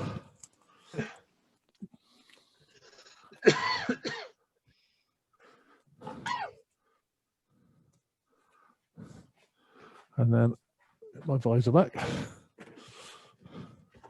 And I just want to part this off. You can go for a big part into a small one. I've got a small one here, so I'll use that. Just setting my rest up. And with a small piece like this, I'll part it most of the way off and just hold on to it. I'll brace my fingers against the rest here and just hold on to it. If that was a bigger piece, I'd cut it so far and then stop the lathe and cut it through with a saw. And what I'm going to do here is part away from the base and then cut in towards the base. And a tip for parting off the bottom of things here, you can see the shape of this tool. Both the top edge and the bottom edge are ground on the wheel. That's why this top edge got that curve on it. And by grinding this top edge on the wheel, I effectively put a burr on the edge. So as well as the tip cutting like a parting tool, the side of here effectively works as a cutting edge. So when I part close to the base here, I'm slightly undercutting, but also I'm just using the edge of the tool to clean up that edge, that cut. You know what it's like when you just go straight in with a parting tool, you end up with torn grain on the end grain. And that's exactly what would happen here. So by just carefully angling the tool, I'm just tilting it in slightly. I don't know if you can see it on the camera, but I can see sort of fibers coming up off that side edge of it. So I know it's cutting on the edge. So that, I think, is cleaning up my surface and leaving me less to finish when I take this off the lathe. Because at the end of the day, whatever is left on that bottom, I've got to finish by hand pretty much. So I'm just taking a few light cuts, just clean that base up as far as possible. Now I've turned the center down to about 1/8 of an inch. And what I'm going to do is part that away as far away from the bottom as I can, rather than right against the bottom. So what you can see there is I've left that little stub. And the reason for that is where I part through, those remaining few fibers twist and break. And if I part that off right against the base, that's going to break into the foot. And I've got to sand a lot of wood away to get rid of it. Doing it this way, I've got very little to sand away. So it just makes my life easier with the cleaning and finishing. So I'll take that out of the truck. And to finish up the base, one last bit here.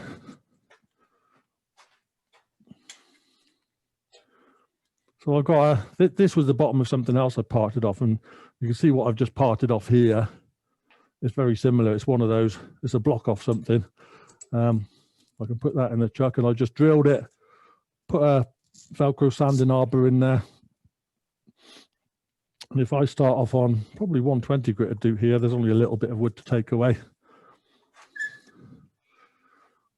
Put my dust extractor back on. And this gives me both hands free. I'll speed the lathe up,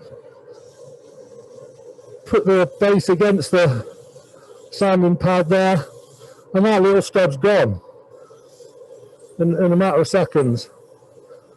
It's far safer, I think, than trying to hold on to the piece with one hand and carve it off with a screw chisel or a gouge or something in the other hand.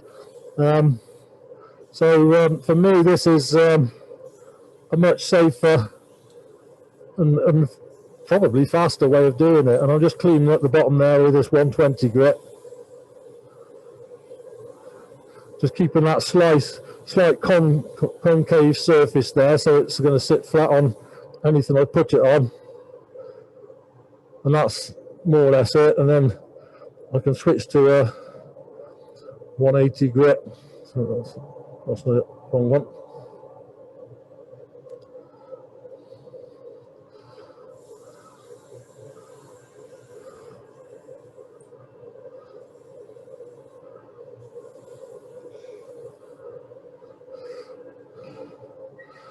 And then I'll sand it by hand to 240. Just grab that out of my block. So just go over that with a bit of 240 grit.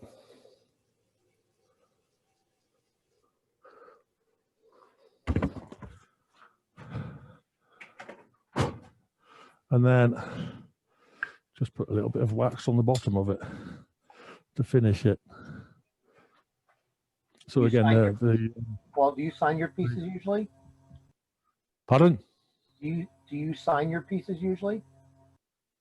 Often, yes. I've got a couple of different ways I do it. Some of them I brand them with a heated brand. Some I just sign with a pen, and some I just put a sticker on it. So so it depends on what it is really. But yeah, a lot of my work I do. I mean, I found that I got people asking me to sign things, so I started doing it because people wanted it. So yeah, I think if you're trying to sell something as anything remotely arty, they sort of expect a signature on it, don't they? So that's the bottom finished. You can see there the gilt cream picking up the grain, and I think the gold works well with both the red and the green there, and we sort of got semi-Christmassy colours in that. So so that's the finished product. Very nice. Very nice. Thank you. Have you got time for me to do one more? Or do you want to call it quits there? I've got another one. This one ready roughed. I can just make a second one if you want me to. Okay. What do you want me to do, Eddie? I'm all for it. Anybody else in the team?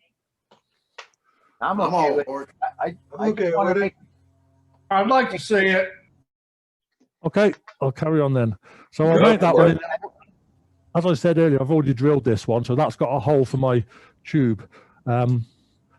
This one. Can you do this one in English, Paul? Yeah, I'll give it a go. You can see that one there. I've gone quite thin at the neck part. This one I'm turning now has got to be a little bit thicker because I've got a bigger holder. This had a 3/8 hole. This one's got a 16 mil. What's that? About 5/8 in real money. So this one needs to be just a little bit thicker. But I mean, when I'm teaching people, I use this as one, not necessarily go all the way to colouring it, but this is one of the first projects I give people to do. I get them to do the practice beads and coves and things like that on a piece of scrap wood and just learn the technique. And then I get them to apply the technique to something like this. And it's a very easy way to sort of explain that thing, is if you can turn a bead and a cove and a V-cut and do a fillet, as they call it, you've got the 4 basic shapes, and you can make more or less anything just by combining all those shapes. So this, I think, is a very good practice project for doing beads and coves and the like. So I think it works well. So I'm back to square one. We go for that. I'll start off doing a cut across the end grain to clean that up. This one I'm going to do a slightly different shape. Same process, but different shape because I can.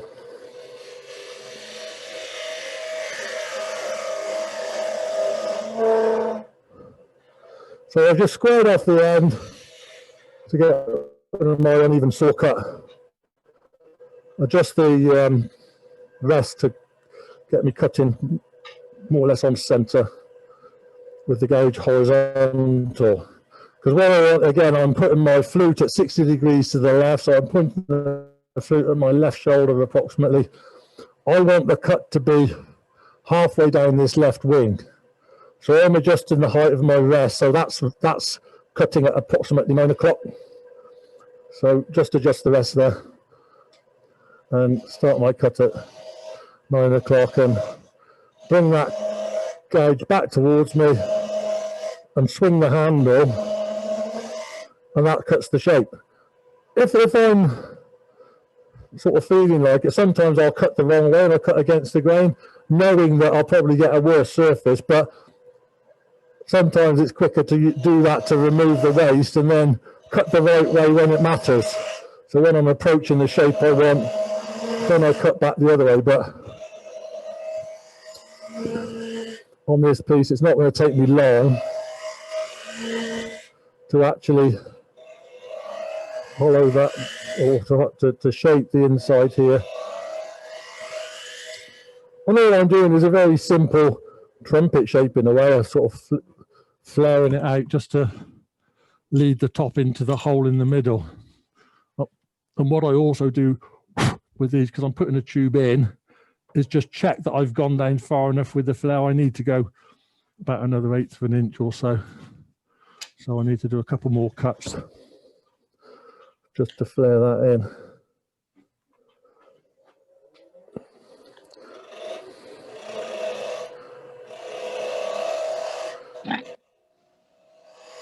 That should do it. Sometimes with these, with the tubes, depending where you get them from, sometimes they have a little step on the little shoulder at the top of the tube. The ones I've got now don't, they're just dead straight. But occasionally I get ones that have got a little shoulder on the top. And I'm just looking for the tool. And what I normally do with those, I've got here, it's a square scraper. It's actually a round bar, but it's a square scraper. What I'll do is I'll bring the square scrape in and just cut a little recess at the top. So the little rim on the top of the tube will just sit into the little recess I cut. Don't need to do it with this one because they're straight tubes. So yeah, just one to watch out for if you are buying these tubes.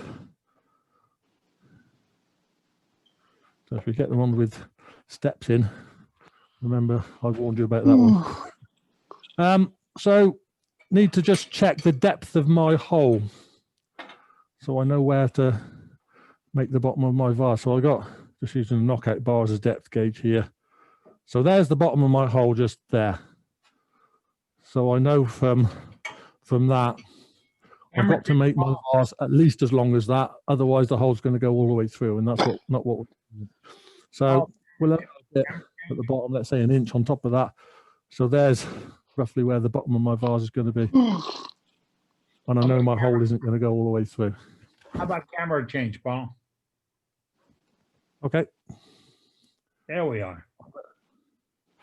Or we can yeah, do that with the inset.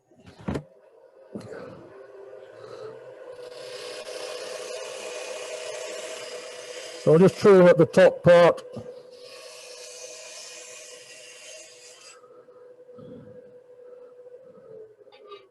So as before, if it wasn't quite square, that wasn't quite round, that wouldn't matter too much.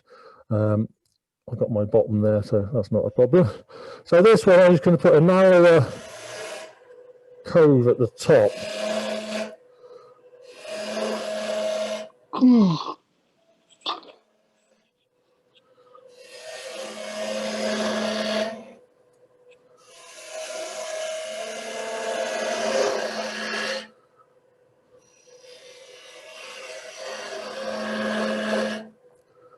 Remember, with all the cuts,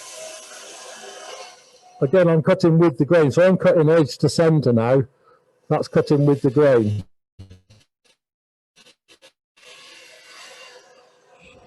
So I cut to the middle and then stop, come back to the other side, and do the same from the other side. I don't want to cut back up the other side because I'll be cutting against the grain.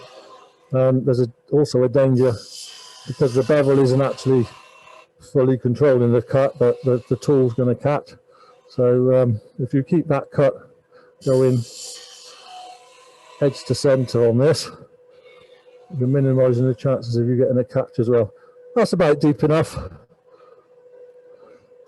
I just want to shape that top a little bit more.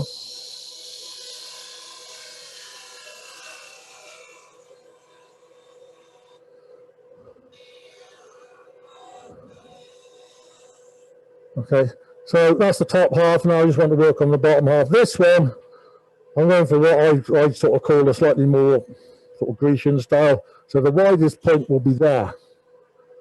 So I'm actually elongating my bead and making it asymmetrical. So I start off at the top,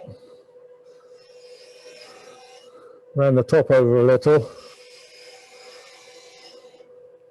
and then the bottom half will come down to my pencil line at the bottom. And that's probably slightly longer than I want this to be. I think proportion wise, I just want to shorten it a little. So I'll just check in where my pencil mark is and in terms of where I can make the foot.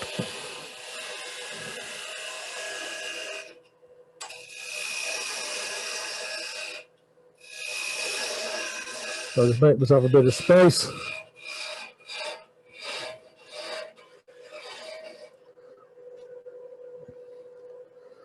Just use my gauge just to relieve that corner. So I've got plenty of room. I'll start on the corner, rounding that over.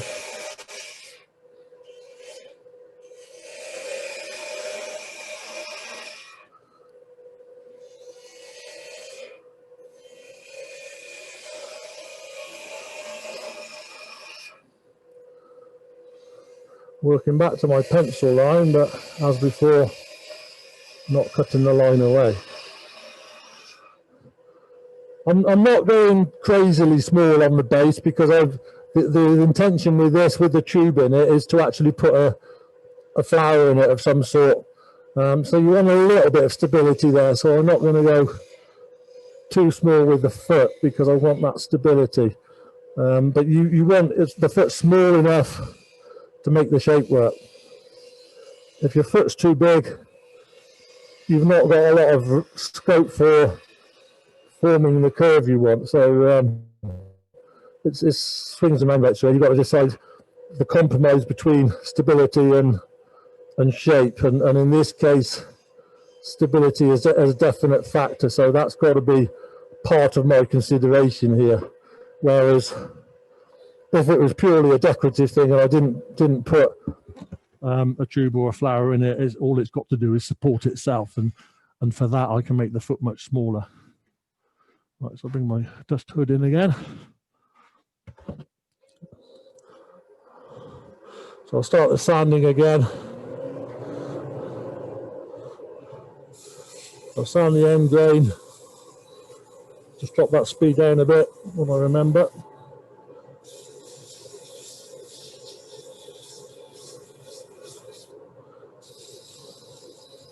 This one I didn't shape that edge rim much. I wanted to leave it squarer on this one. I just put my finger behind the paper and folding it over so I can get into that cove. Sometimes you could put a thumb behind it like that and do the same. Just get in there and sand that cove, and then on the longer curve of the bottom half.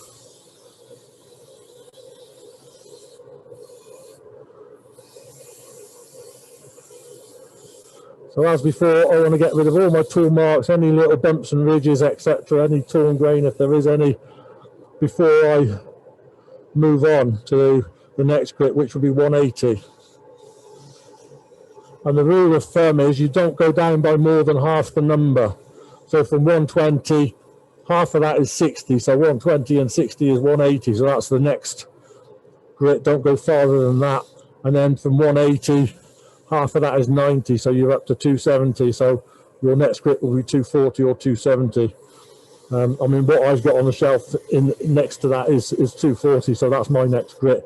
And so on down the range from 240 I go to 320 and then 400 and then 600, 800, 1200 if I need to go further. I don't often go that fine, it depends on the wood I'm using, but for something like this 400 grit is far enough.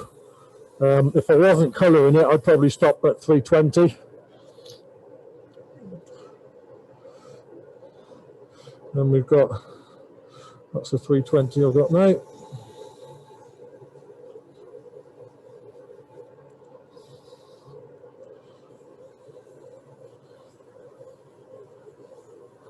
Somebody said to me once, use your abrasive like someone else is paying for it. Very good tip, I think. And what they mean by that is, once it's worn out, throw it away, get a fresh piece. It's like any cutting tool. If it's not sharp, it's not going to cut effectively. It'll start to burnish your wood rather than cutting it. So that one I think is spent, so I'll throw that away. I've got another one here that's sort of in my rack as well, so I'll use that one.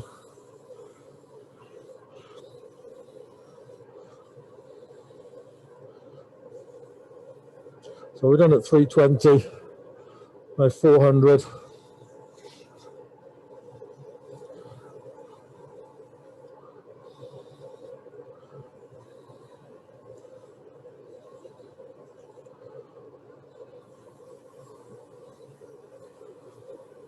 Yeah, with all these waxes, occasionally, or after a while, they go hard. What I do with mine is I put them in a double boiler. You put them in a pan of hot water, basically, melt the wax, and then add a bit of turpentine or turpentine substitute. And don't add a lot, just a couple of teaspoonfuls probably. And then as the wax cools, keep stirring it to keep the colour sort of fluid in it. Otherwise, particularly with the metallics, I find sometimes if you don't stir it, the metallic particles, etc., start to settle out. So you need to stir it. But that revives it and makes it flow and usable again. So again, back to colouring. So I'm going to put my gloves back on.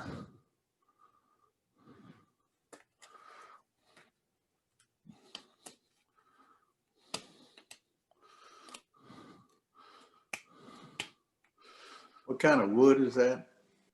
This is ash. It's a great wood for doing this with because it's a light coloured wood and is a good canvas for putting the coloured dyes on, and it's quite an open pored wood, so it lends itself to the grain fill techniques as well. I mean, I could just put grain fill on that, not put any colour on it. I'm just trying to see if I've got any bits like that I can show you. No, I don't think I have. Thank you. I've got a couple here. These aren't ash, but these have had a grain fill. This one's oak, and I've done a verdigris grain fill on it. So you can just pick up the green in the grain. And all I've done is sanding that, put sanding sealer on it, and then the verdigris wax. This one, same process, but with liming wax, so it's got white in the grain. So you can do that with any of those open pored woods. Oak, elm, ash, sweet chestnut, acacia, they all work well with this. Right, so colours, I'm going to use different colours this time, or one different colour.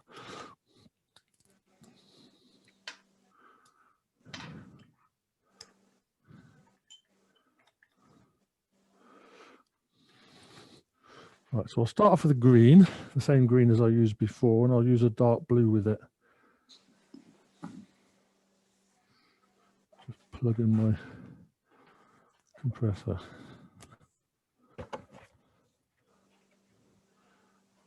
So I'll turn the lathe down to run fairly slow. And as before, green on the end. I usually do the lighter color at the top and the darker color at the bottom. Red and green, they're probably 50-50. You could do that either way. But this time with a very dark blue and the green, it's definitely blue at the bottom and the dark green, so the dark blue at the bottom and the green at the top. And as before, fading out the green into the bottom half, sort of quite dense green at the top.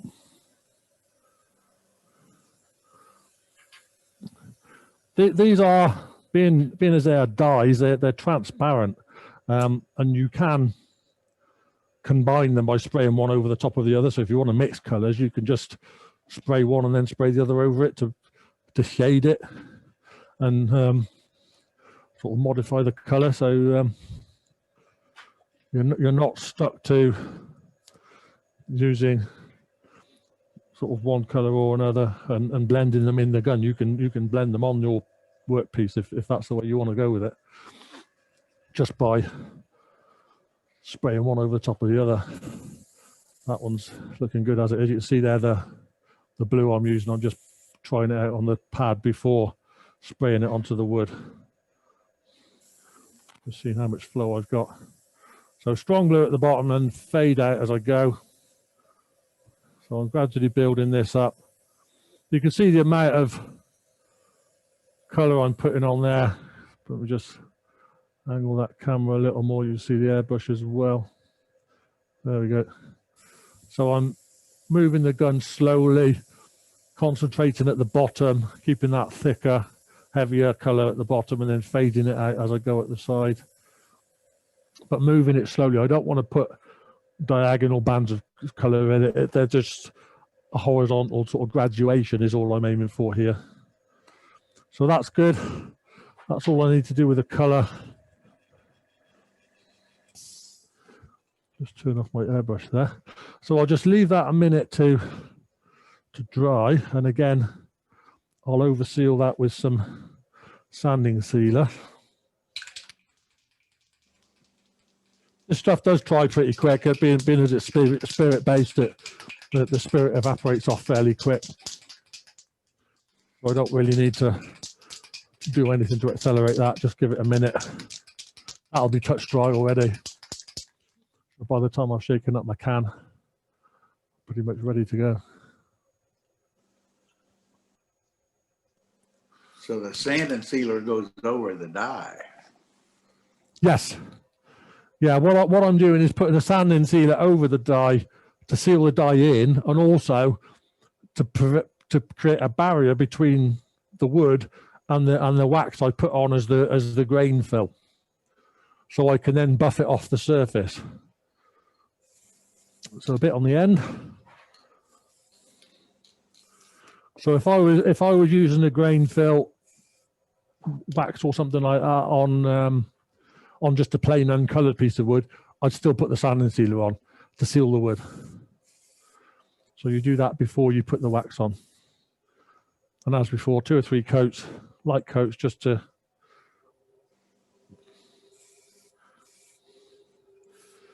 get that sealed. That should be enough.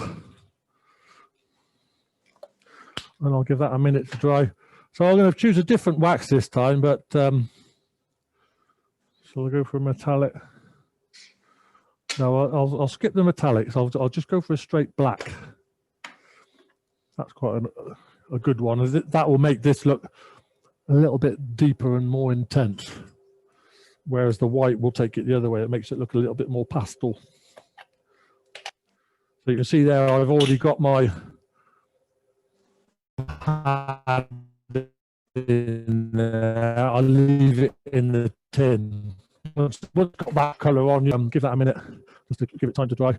That's firm, but it's still usable. I've had these tins for quite some time actually. It's a big tin like that, it takes an awful long time to use one of those. So yeah, they do last me quite a long time. Paul, if I may for a moment, Yeah, sure. 30 minutes after the hour, I want to let everybody know you tuned into Worldwide Woodturners. This is Paul Hannaby, and his website is on the bottom of the screen, creativewoodturning.com. And Paul's offered to do this demonstration tonight for us. And we're still soliciting demonstrators. If you'd like to be part of the program, just let us know. Our website is worldwidewoodturners.org, and there's a contact sheet on there. And you're invited to be part of all aspects of this club. Thank you, Paul. Paul Hannaby is going to make this thing gorgeous. I get it. So I'll just work in that wax into the grain and give it a minute to dry. I'll put that pad back in the tin and leave it there for the next time. So that's good to go the next time I need it. So grab myself a bit of kitchen towel, fold it up, and you can leave this for a few minutes to dry if it's quite soft. This is already fairly firm, so I don't think I need to wait. And I'll just start off at the top. Again, I've not put any wax on the top. You can if you want, but I've just chosen not to. I've done the rim. I've done this top rim here, and you can see the black coming off as I'm buffing it. What I'm trying to do here is just use the pressure of my pad, which is kitchen towel, to create friction to melt the wax off the surface. So that's what the sanding sealer is doing. It's creating that barrier, and I'm buffing the wax off that surface that this sanding sealer has created for me, because I don't want the black to be on the surface. I just want it to be in the grain. And with all these colored waxes, another one I do sometimes, I might do a red and a black, and on the black I put red wax, and on the red I put black wax. Still too much black on that for my liking, so I'll dip into my tub of my finishing wax. Effectively, this is what this one is. This is just a clear Renaissance wax, which is what I use for finishing. Put some of that on just to soften the wax that I've put on so I can so you see there I'm taking off more black. That's what I want to do. If you want, you can also do this with a finishing oil if that was your chosen finish. So it works in the same way. A bit more wax on there to lift off the black, so more clear wax to lift off. But whatever your chosen finishing wax is, it doesn't have to be well to do this.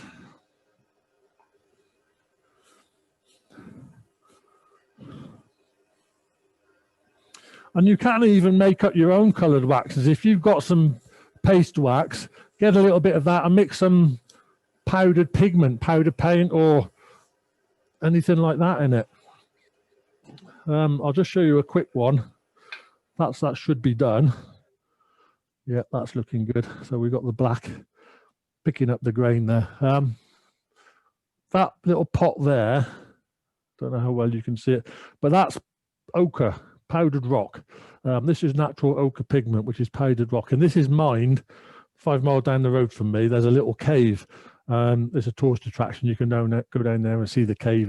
They've filmed like episodes of Doctor Who and other things down these caves. They're a bit sort of weird and wacky with some of the rock formations, so they use it for filming occasionally.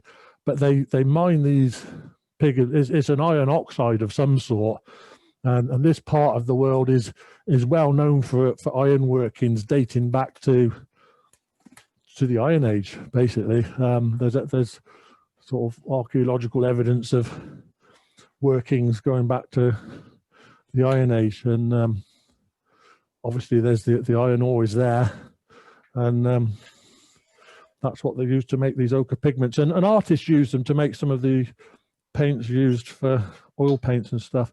And I've used some of that pigment in the past and mixed it with a bit of finishing oil and sort of made my own oil paint and painted that on the wood, and that works quite nicely. But yeah, you can mix it with a bit of wax and do a grain fill with it, and I quite like that. It's a natural sort of earthy color. It's almost a purple, but it's quite a browny sort of natural earthy color.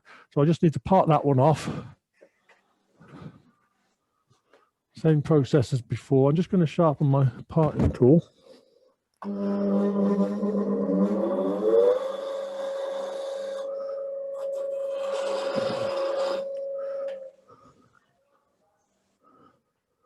That should do it.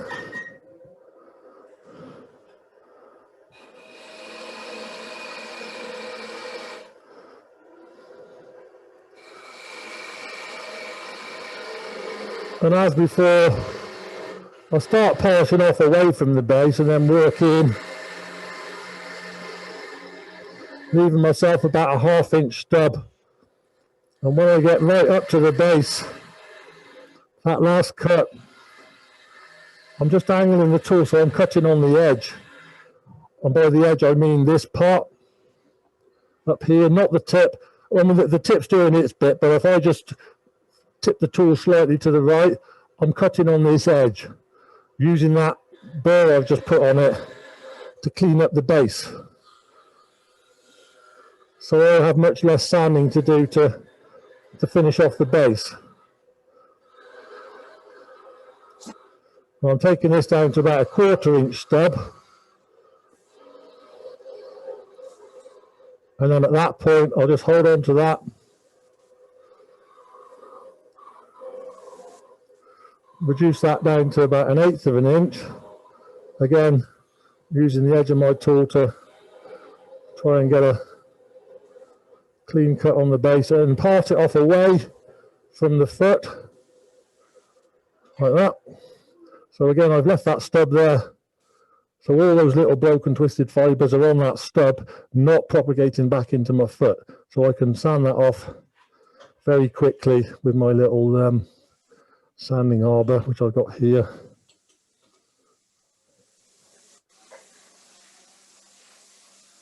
But that, as I said, that's just a piece of something else I've parted off. And that sanding arbor is just a good fit in the hole. I just drilled a hole that was a snug fit, so it's not glued in or anything. Right, so I just need to sand that. But on the vase, you stopped sanding at 320, was that correct? Say that again, sorry? I said when you were sanding the vase itself, you stopped sanding at a 320 grit? 400. 400, okay. Yeah, with the coloured stuff, I would normally sand to 400. If it was plain wood, with ash, I'd probably sand to 320. But yeah, on this, because I'm colouring it, I go a little bit finer. So here, I mean, that's an 80 grit pad. I can use that just to take the stub away. That's all I need to do with that, really.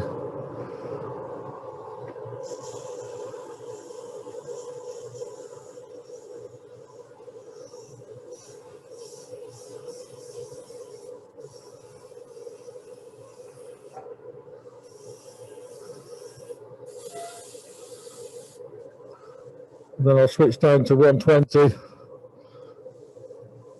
I mean, I probably could have done this at 120, but just to show you the process if it's a bigger stub, really. Sand the foot. Sand that middle part where I took away the stub.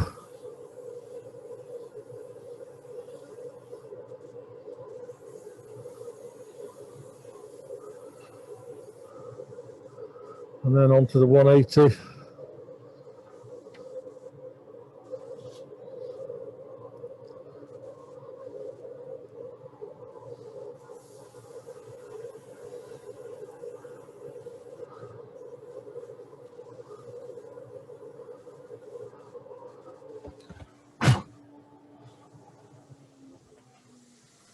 And just a little bit of wax onto the bottom of that.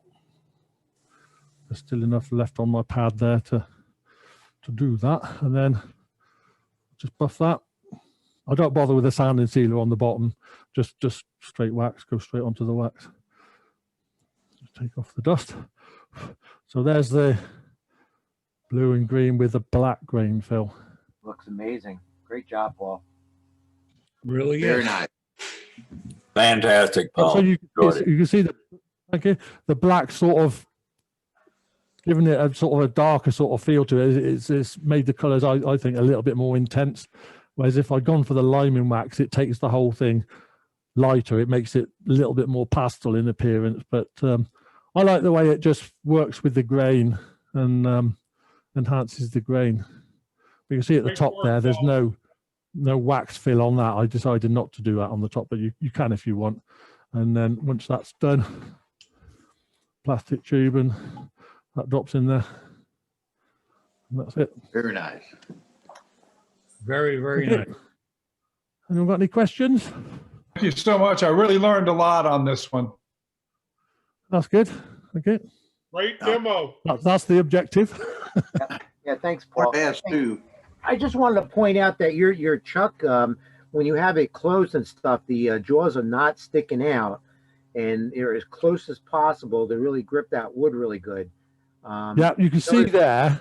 Yeah. They're actually just below the diameter of the chuck. I've got an opening there, about 3/16.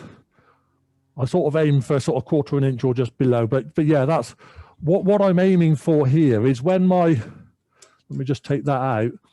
When my piece of, let me put on the other camera. What I'm trying to achieve here is for the jaws to form a perfect circle. And when they're open about that much, which is 3/16 to 1/4 inch, that's a perfect circle. So I make my spigot that big.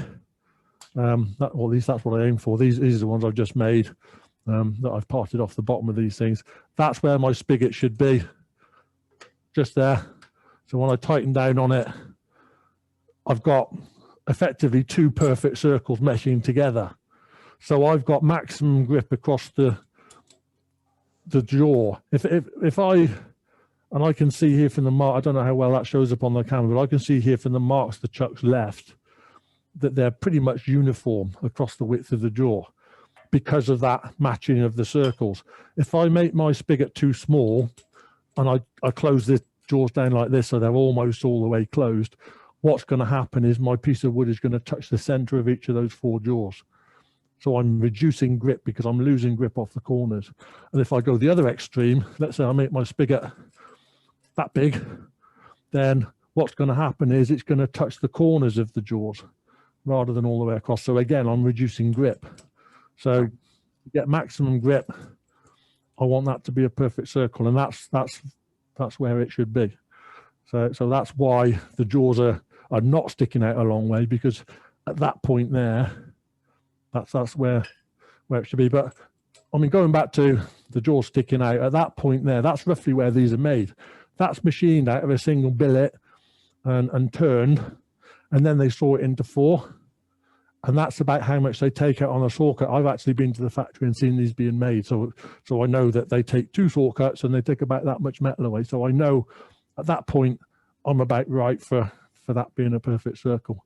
Right. I don't measure the gap in the jaws, but I just eyeball it, give or take a 1/16. You're close enough. And I can do that by eye, because at that point, the jaws are actually the same diameter as the chuck, so it's fairly straightforward, and by default it stops the jaws sticking out. So I don't have the jaws like that sticking out where there are corners to catch, or where the carriers, you can see at that point the carriers are sticking out. Let me go to overhead camera. You can see the carriers here are now sticking out as well, so an added sort of possibility of catching your knuckles on the carriers as well as the jaws. So yeah, keeping that down to the right diameter makes it a little bit safer for us all. Yeah, keeps that meat grinder away, you know. Thank you. Thanks for explaining that, Paul. It was very good. Thank you. Paul, could you show both those pieces together? Of course. Very nice. Thank you. Yeah. Retain that shape, because you guys have 27 hours till Christmas to get them done. There you go. Well, I mean, you can see both of those are just a combination of effectively a cove and a bead. Nothing more complicated than that. It's just different proportions. It's the same cut. This one's a small cove and an elongated bead. That's a longer cove and a shorter bead. But if you can do a cove and a bead, you can do that. Certainly can. Very nice. Any other questions for Paul? Just one there.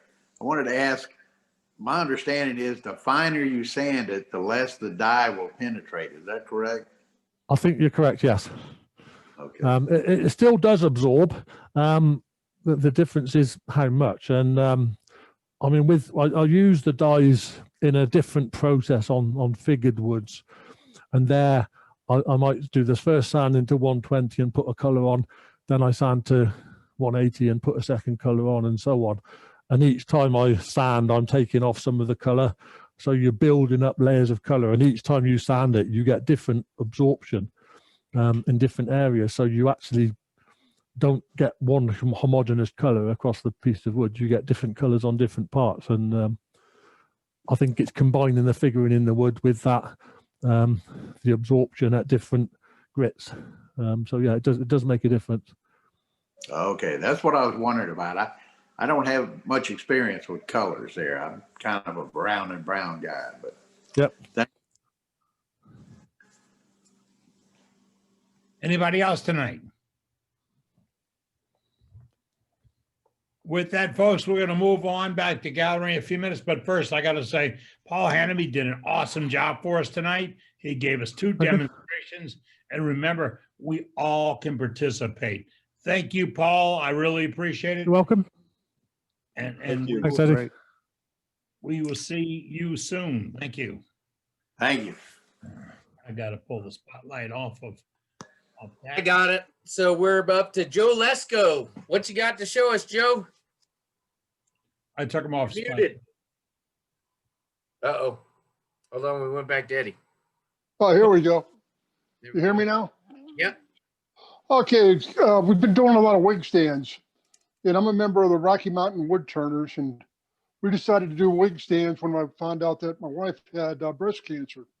Fortunately, she's beat the disease, but we've been making wig stands for the American Cancer Society and a few other groups like the oncology departments and 3 of the local hospitals and some of the cancer support groups. A lot of the people I've seen in the club here have been doing wig stands. However, we do a little different. Most of ours end up being painted. Here's an example of one. It's the light doesn't do it there, but these are very, very popular, particularly with the female patients who receive them. They really enjoy the painted ones. Women just like the art, the colors and the artistic part of it there. So, and unfortunately, I don't have the artistic ability to paint them.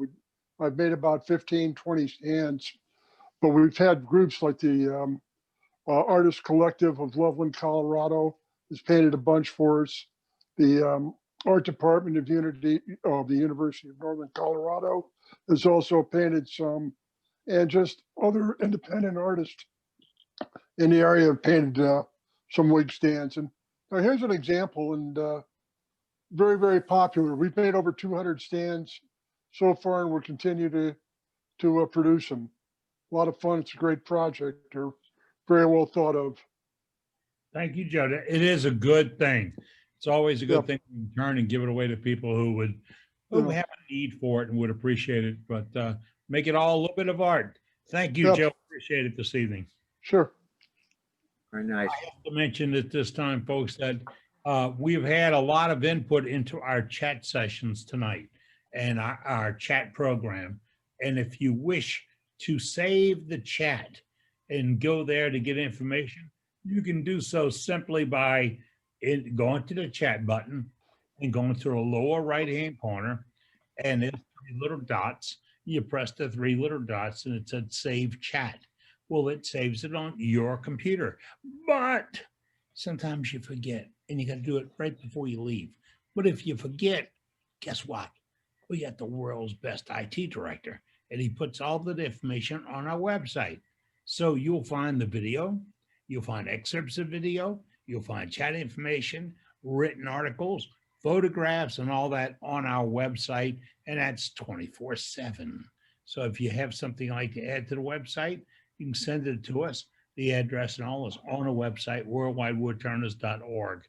I'm Captain Eddie Castle. I'm your moderator, and this is Worldwide Woodturners and .org. And Doug Rose in Arizona, and he's handling our gallery tonight. Doug, who we got on base? Looks like Carl's up next. You ready, Carl? Here you go. And boom. I'm ready. This is a piece of maple that came out of a tree my neighbors had taken down. I'd say there's a little bit of spalding in there. And it started out as a bowl, but decided it wanted to be a platter. So that's what we ended up with. It's about 4 inches deep originally, and about a 3-inch chunk came out of it. So we made it into a platter. It's beautiful. I love the graining. Nice. A lot of it in there. And flip it over. I like the base. I like how you detailed that base out. Yeah. That's a very nice step. Yes. Thank you. Thank you, Earl. Carl, appreciate you showing us tonight. And remember, folks, we have a challenge ongoing right now, and it's rather unique challenge, 2x4s. All right, let's go to Dick's store. Dick is with us this evening. How you doing, sir? I'm doing quite well. Good to see you guys. Want to make sure you understand, I've done spindles and pins for years. So I decided I was going to try a bowl, and let's see if I can get some light on it over here. Oh, is that the piece you tried? Yeah, it's All right. still on the chuck, so it's a piece in progress. But yeah, that's my first go at a bowl. All right, you do know we have a rule about bragging. That's a bragging piece. Well, it's just sanding sealer so far. I haven't put a finish on it yet. I'm trying to get it smooth enough to do that. But since I got it this far, I thought it was good enough to share. You got the bark still on there, right? Yeah, I was really surprised. The bark, it's no sign of coming off at all. Yeah, you missed that in the rule book too. Eddie will have to point it out where it's at in the rule book, but beginners never get the bark to stay on the first time. So you broke that rule too. You might get a score against you for that. That is beautiful. Oh, yeah. That's Great job. Very nice. See what happens when you have talent? Well, I had good teachers. Thank you, guys. Hey, we all in it together. Dick Store, thank you, sir. Appreciate the input tonight. Doug, we have anybody else on spotlight? Next up, we're going to have a 2-for-1. So, Jeffrey, let me find you. You can give us our safety moment and show us what you got in store. Where did you just go, Jeffrey? I'm right here. Can't miss There he me. is. Whoops, now I just clicked off of you. Let me click back on you. Got my little fake Santa hat on. Hey, yeah. Spotlight for everyone. There he is. Fake it till you make it, brother. There you go. All right. Our safety moments. Everybody, happy holidays. Merry Christmas, everybody. First of all, please be safe out there. One of the things I saw, somebody decided to check out a safety boots, steel toe boots with a gun, and it wasn't pretty. Just because you have safety stuff on, don't take it for granted it's going to work. Is one thing. Be safe. Another thing somebody brought up, when you're using tools on your tool rest, try to keep it in the center of the tool rest. That's where you're going to have your most support. If you go off the edge as you're going down and you get a hard cut, you may snap the tool rest. The other thing is keeping the tool post perpendicular to the lathe. So you want the tool back to give the support. On the smaller, cheaper lathes, that thing goes sideways and you get a little catch or a little more strength. I've seen them where they've actually snapped the whole tool rest and tool post off, which can be really nasty. When putting safety glasses, your goggles on, Theo brought this up. Make sure you put your cutting tools down, whatever they are. Get it on your face, your head, your eyes, whatever. Then pick up your tool. Don't go try putting up your face shield on with the tool on and bang, gouge yourself. You may be lucky once and only cut yourself. So be careful with that. Roughing gouges. Hopefully, we all know what roughing gouges are. They're for spindles and not for bowls. And, the tang that goes into the wood is small. It's not made to take a lot of stress. Some people try using them on bowls. Sometimes they get away with it, but they're not made for it. They snap. If you're lucky, it'll just break and not hurt you. Be careful. The other thing is a lot of, especially newer people, when you approach a piece of wood with your tool, the whole thing is ABC: anchor, bevel, cut. The idea of that is that you bring the tool on the tool rest, and then and slowly bring it into cutting. So you're anchoring it on a tool rest and adjusting and riding the bevel and then pulling it up to cut. Sometimes people will get a little too quick. They'll just jam it in. You'll get a bad catch. You may ruin a piece, and that could be the luckiest thing you have. But you can get hurt also. One more thing, chucks on wet wood. Since we show a lot of chucks tonight, I mean, Paul was doing dry wood, but on wet wood, make sure you every once in a while make sure that the chuck is still tight, because it's like a bunch of straws. You're gonna start to squeeze it, so just check it often. Again, be safe.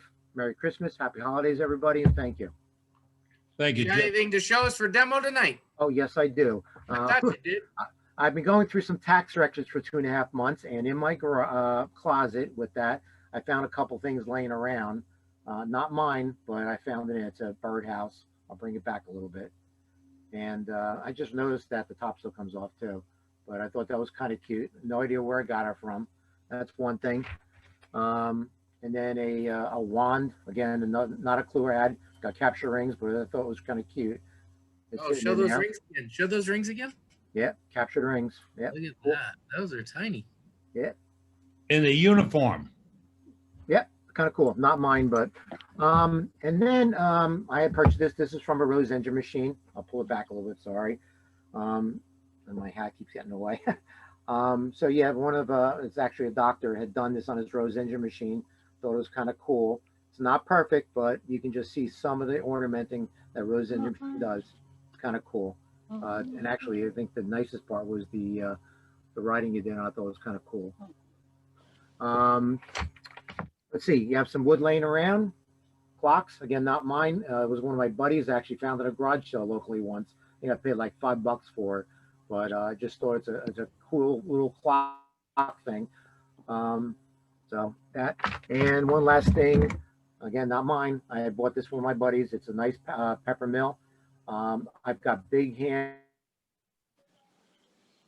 and it felt really good. So that's why I like that. Besides, it's just beautiful. Thank you, everybody. Oh, that's beautiful. Thank you, sir. Doug, do we have anybody else up? Okay. Glenn is up. What you got for us, Glenn? Glenn, your turn. Okay. I have a few things. I've been turning a number of items for Christmas gifts this week and for the last few weeks, but I've really been busy the last couple of days. I've turned a bunch of little bowls. They're about 4 or 5 inches diameter. This one's out of mesquite. Did a little one out of mesquite. I got another one out of this one's out of live oak. Nice finishes, really. This one is this one's white oak. You have a color on it, or you just this the natural finish. It's I used the Hampshire sheen. All right. Finish, and then I have another one here. Buoyance on that oak is great. This one is it's a live edge. I left that edge. This is a piece of hackberry. It's kind of a creamy color, and then it's got a lot of the grain, like a blue, kind of bluish green grain in it. That piece, and then I had the piece is no good, Glenn. It's all warped up. Send it over to me. I'll take care of it. Okay. What are you using? A wood burning to write on the bottoms? Yes, just a little wood burning tool. You really have a knack for shape, man. I mean, I really like your shapes. Thanks. They're beautiful. They are beautiful. Thank you, Glenn. Appreciate you being with us this evening. Oh, I have a few other items. Wait. All right, go ahead. I didn't want to cut you off. Go ahead. Then I had turned a little doll, a wooden doll, just out of maple, for my daughter. She's she's in her 20s, but she said I never turn anything for her, so I turned her a doll. That is beautiful. One piece? Yes. Oh wow. And the shapes I got it off of they had the dimensions on Pinterest, so I just went off of that and got it fairly close, and so That's just piece of maple and with the Hampshire sheen finish. And then I had done, Stopper. Pardon? Like a big bottle stopper. Yes. And then I had turned about 15 different Sputnik sea urchin ornaments I did this year. And then I did this one, this is out of the sea urchin. This is out of, the wood is ebony. And this one, I've turned this one's gonna be for my daughter. And then I had done, out of the Sputnik sea urchins, I also did some little teapots. I did this one's gonna be for my niece. This one's out of walnut. And then I did another one for my daughter. This one is this one's out of some ebony, and they just fit. Very nice detail. Beautiful detail. So, those are kind of, I saw these on Cindy Drose's website, and that's where I got the idea for the little teapots. So that's all I got. Thank you, Glenn. And folks, Glenn mentioned a moment ago that he goes to Pinterest for ideas.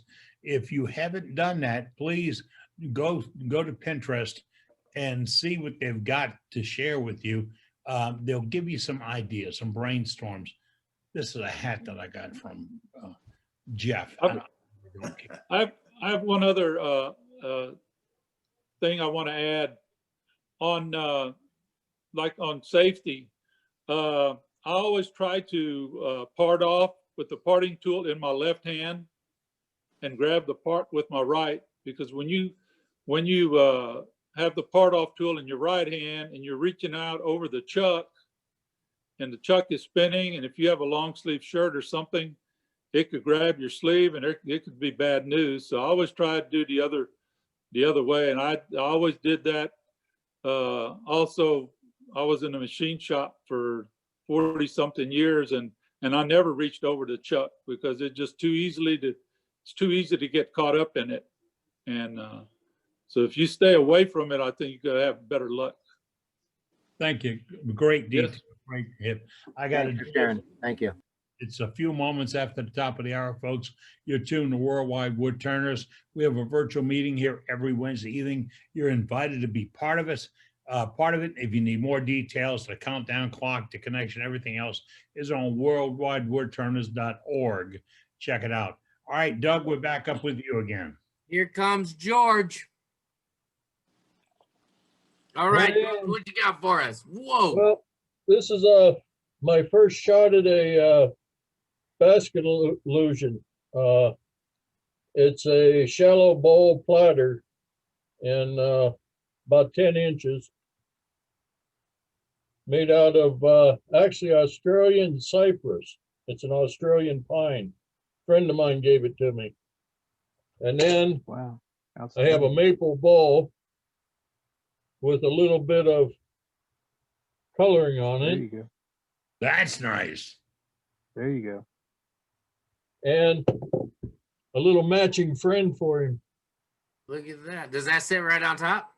No, I just throw it inside. Oh, okay. Just throw it in there and just bounce it around.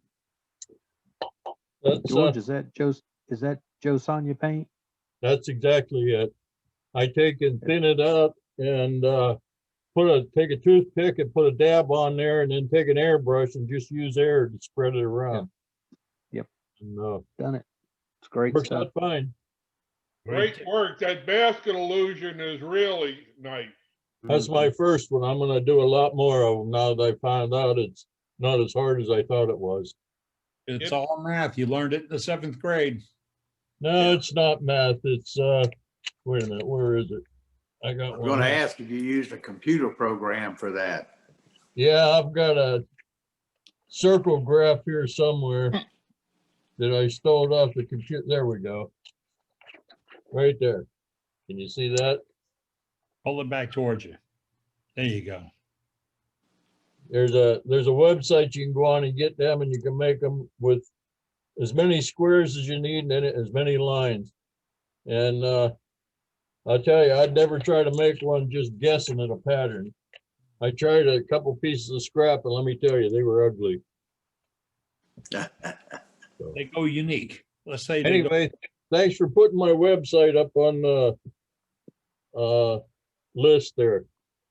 Well, you're quite welcome. That's what we're here for. Spread. All right. Thank you, George. Appreciate it, sir. Mention if you have something like that. Our webmaster, David, puts up all this information, and we're here not to be commercial. We won't take commercial information. We won't do a commercial program. We're not here to sell somebody's tools. Not here to sell my own tools. It's just we want to share information. And if you have something to share about a product you use, tonight we got the thing with Paul about the tubes. I think there's 5 different links put on the website about where to get those tools. Same thing with some of the finishing waxes. That information's on chat, and that's why we share it. Doug, anybody else at 7 after the hour? I'm looking for Rick Barnes. I don't see him on here anymore. Did you sign out? Are you still here? Rick Yeah, Barnes. I'm here. I'm here, Doug. Right here. There he is. There he is. I got you, buddy. You're Yep, about. I'm here. There you got me. Yep. Yep, just real quick, playing with some goblets here in the shop, and go back towards you. Couple here, and put a ring on one of them. And then on the table, I found this piece of tube before. And hey, all right. I just couldn't resist. So I can add that to my other two before collections. That's about all I've got right now. Eddie, thanks for the tip on the Stronghold chuck. It works better than it did when it was new. All right, great. Glad we. What was the tip? Share it with us all. I'm sorry? I said, what was the tip he gave you? A bunch of us have that Stronghold chuck. I was having trouble with my Stronghold chuck. It was real stiff and tight. And he put me onto this wonder stuff to use a steel or a brass brush and scrape it all off and then spray it down. Took time to take it apart and all that the other day, and it really did the trick. So thank you, Eddie. You're quite welcome. So glad we can help. I probably got that from Doug Rowe. I just don't tell everybody where I get my information. There you go, Doug. Thank you, Doug. All right. Anybody else up? Thanks, guys. All right. Let me check with this one guy. He's a pretty good looking dude. Give me just a second here. Oh yeah, there he is. All right. So here's the almost Christmas gift for my wife. I say almost because I didn't like the way it turned out for a couple of different reasons, but my wife is a Snoopy freak. So there is Snoopy. That's a pink heart resin, and then black resin for his eyes and ears and the outline. That's the bottom of the bowl. When I turn it over, you'll see I had to go over with Sharpie to get the black lines to come out a little better. And the piece of wood I used is pine, and it was not dry enough. This thing is still so sticky. I left it outside for a couple days. It didn't matter. The sap's still coming out. And I did rub it down with Goo Gone, which actually worked initially. I was like, oh, I fixed it. And it actually kind of gave it a nice shine. And then about an hour later, the stickiness was back. That's got a CA finish on it. The sap doesn't care. It's coming right through. So that was an almost Christmas gift. I'll try again and do it with a better piece of wood and concentrate on my cutouts. So how did I do that? Yeah. What I did was I scroll sawed out this pattern on another piece of wood. Then I laid it on the back of the bowl, traced out the outer edge of the whole thing, then scroll sawed that out of the bowl, and then dropped it in. And so it's actually it's basically an inlay. And then once it was inlaid, I put packing tape across the back, set this bowl down into my pressure pot, and then poured the resin in and let it do its thing. And then had to put it back on the lathe, of course, and turn it down so it's all flush. I like it. I really neat. like it. I think she needs a Snoopy phone. If I showed you guys my living room, it's everything out there is Snoopy. People walk in my house. Nice. Oh, you like Snoopy? Oh, as a matter of fact, my Christmas shirt. from the wife. There you go. Yeah. What is the Dugon? What was that you were Oh, talking Goo Gone, that's just it's probably underneath your kitchen cabinet right now if you've got a spouse. But because that's what mine cleans up everything that I spill stuff with. But it's yeah, it's Goo Gone, you'll find it near the cleaning products in any of the box stores, and it just takes away anything sticky that might get on surfaces or whatever that might be a little harder to get up with the normal soap and water. Let's just call Oh. it Goo Gone. Hey, Doug, And I it got let something pull for you to the try. Sap right off this bowl, but then again, more sap came out, so it didn't matter. Doug, something you could try would be use your Goo Gone to clean it, and then coat the whole thing in straight shellac, 2 or 3 coats, and then Yeah. whatever finish you want on top of that. Okay, I might give that a roll. Shellac is a pretty good sealer for just about everything. And so if any of you do have scroll saws, though, it's kind of a cool combination with wood turning. I've done it a few different times. I had another bowl that I'd done where I'd actually turned the whole bowl down. I probably turned it to about maybe just a little bit thicker than about 1/4 inch. And then what I did was I stuck my scroll saw pattern inside the bowl itself and put the bowl on the scroll sawed it out, and then again, packing tape and the resin. I did that one with the National Guard emblem, but I donated it to an event we were having. So just some cool things that you can combine the different techniques with. You know, I did the one demo with the router. That one's with scroll saw. Just kind of cool to combine different woodworking techniques together. Thank you, Doug. Appreciate it tonight. Yeah. It's about 12 minutes after the hour. In a few moments, we're going to call it an evening. We got a couple other folks up with some gallery items, but let me say at 9:30, we're going to pull the plug tonight. But before we pull the plug, we're still at about 50 people watching it tonight. This is my Christmas present right here. It's my Christmas present. This is what I want. This is what I need. You have no idea what this has given me. I hope it's shared a lot of information with you. I hope it's brought you ideas and incentives and techniques and tips and hints and all that. And that's what you'll get for Christmas. I know 2020 has been a rough time for all of us, but you know what? We made it through 2020. That's positive. We got past it. I don't know what's over my shoulder. I know it is. I'm looking at the future. So if you want to be part of what we do, join in. With that being said, because I had to say it, I'll go back to Doug Rowe and see who else we have in the bullpen. Is Doug still there? Or did we cut him out?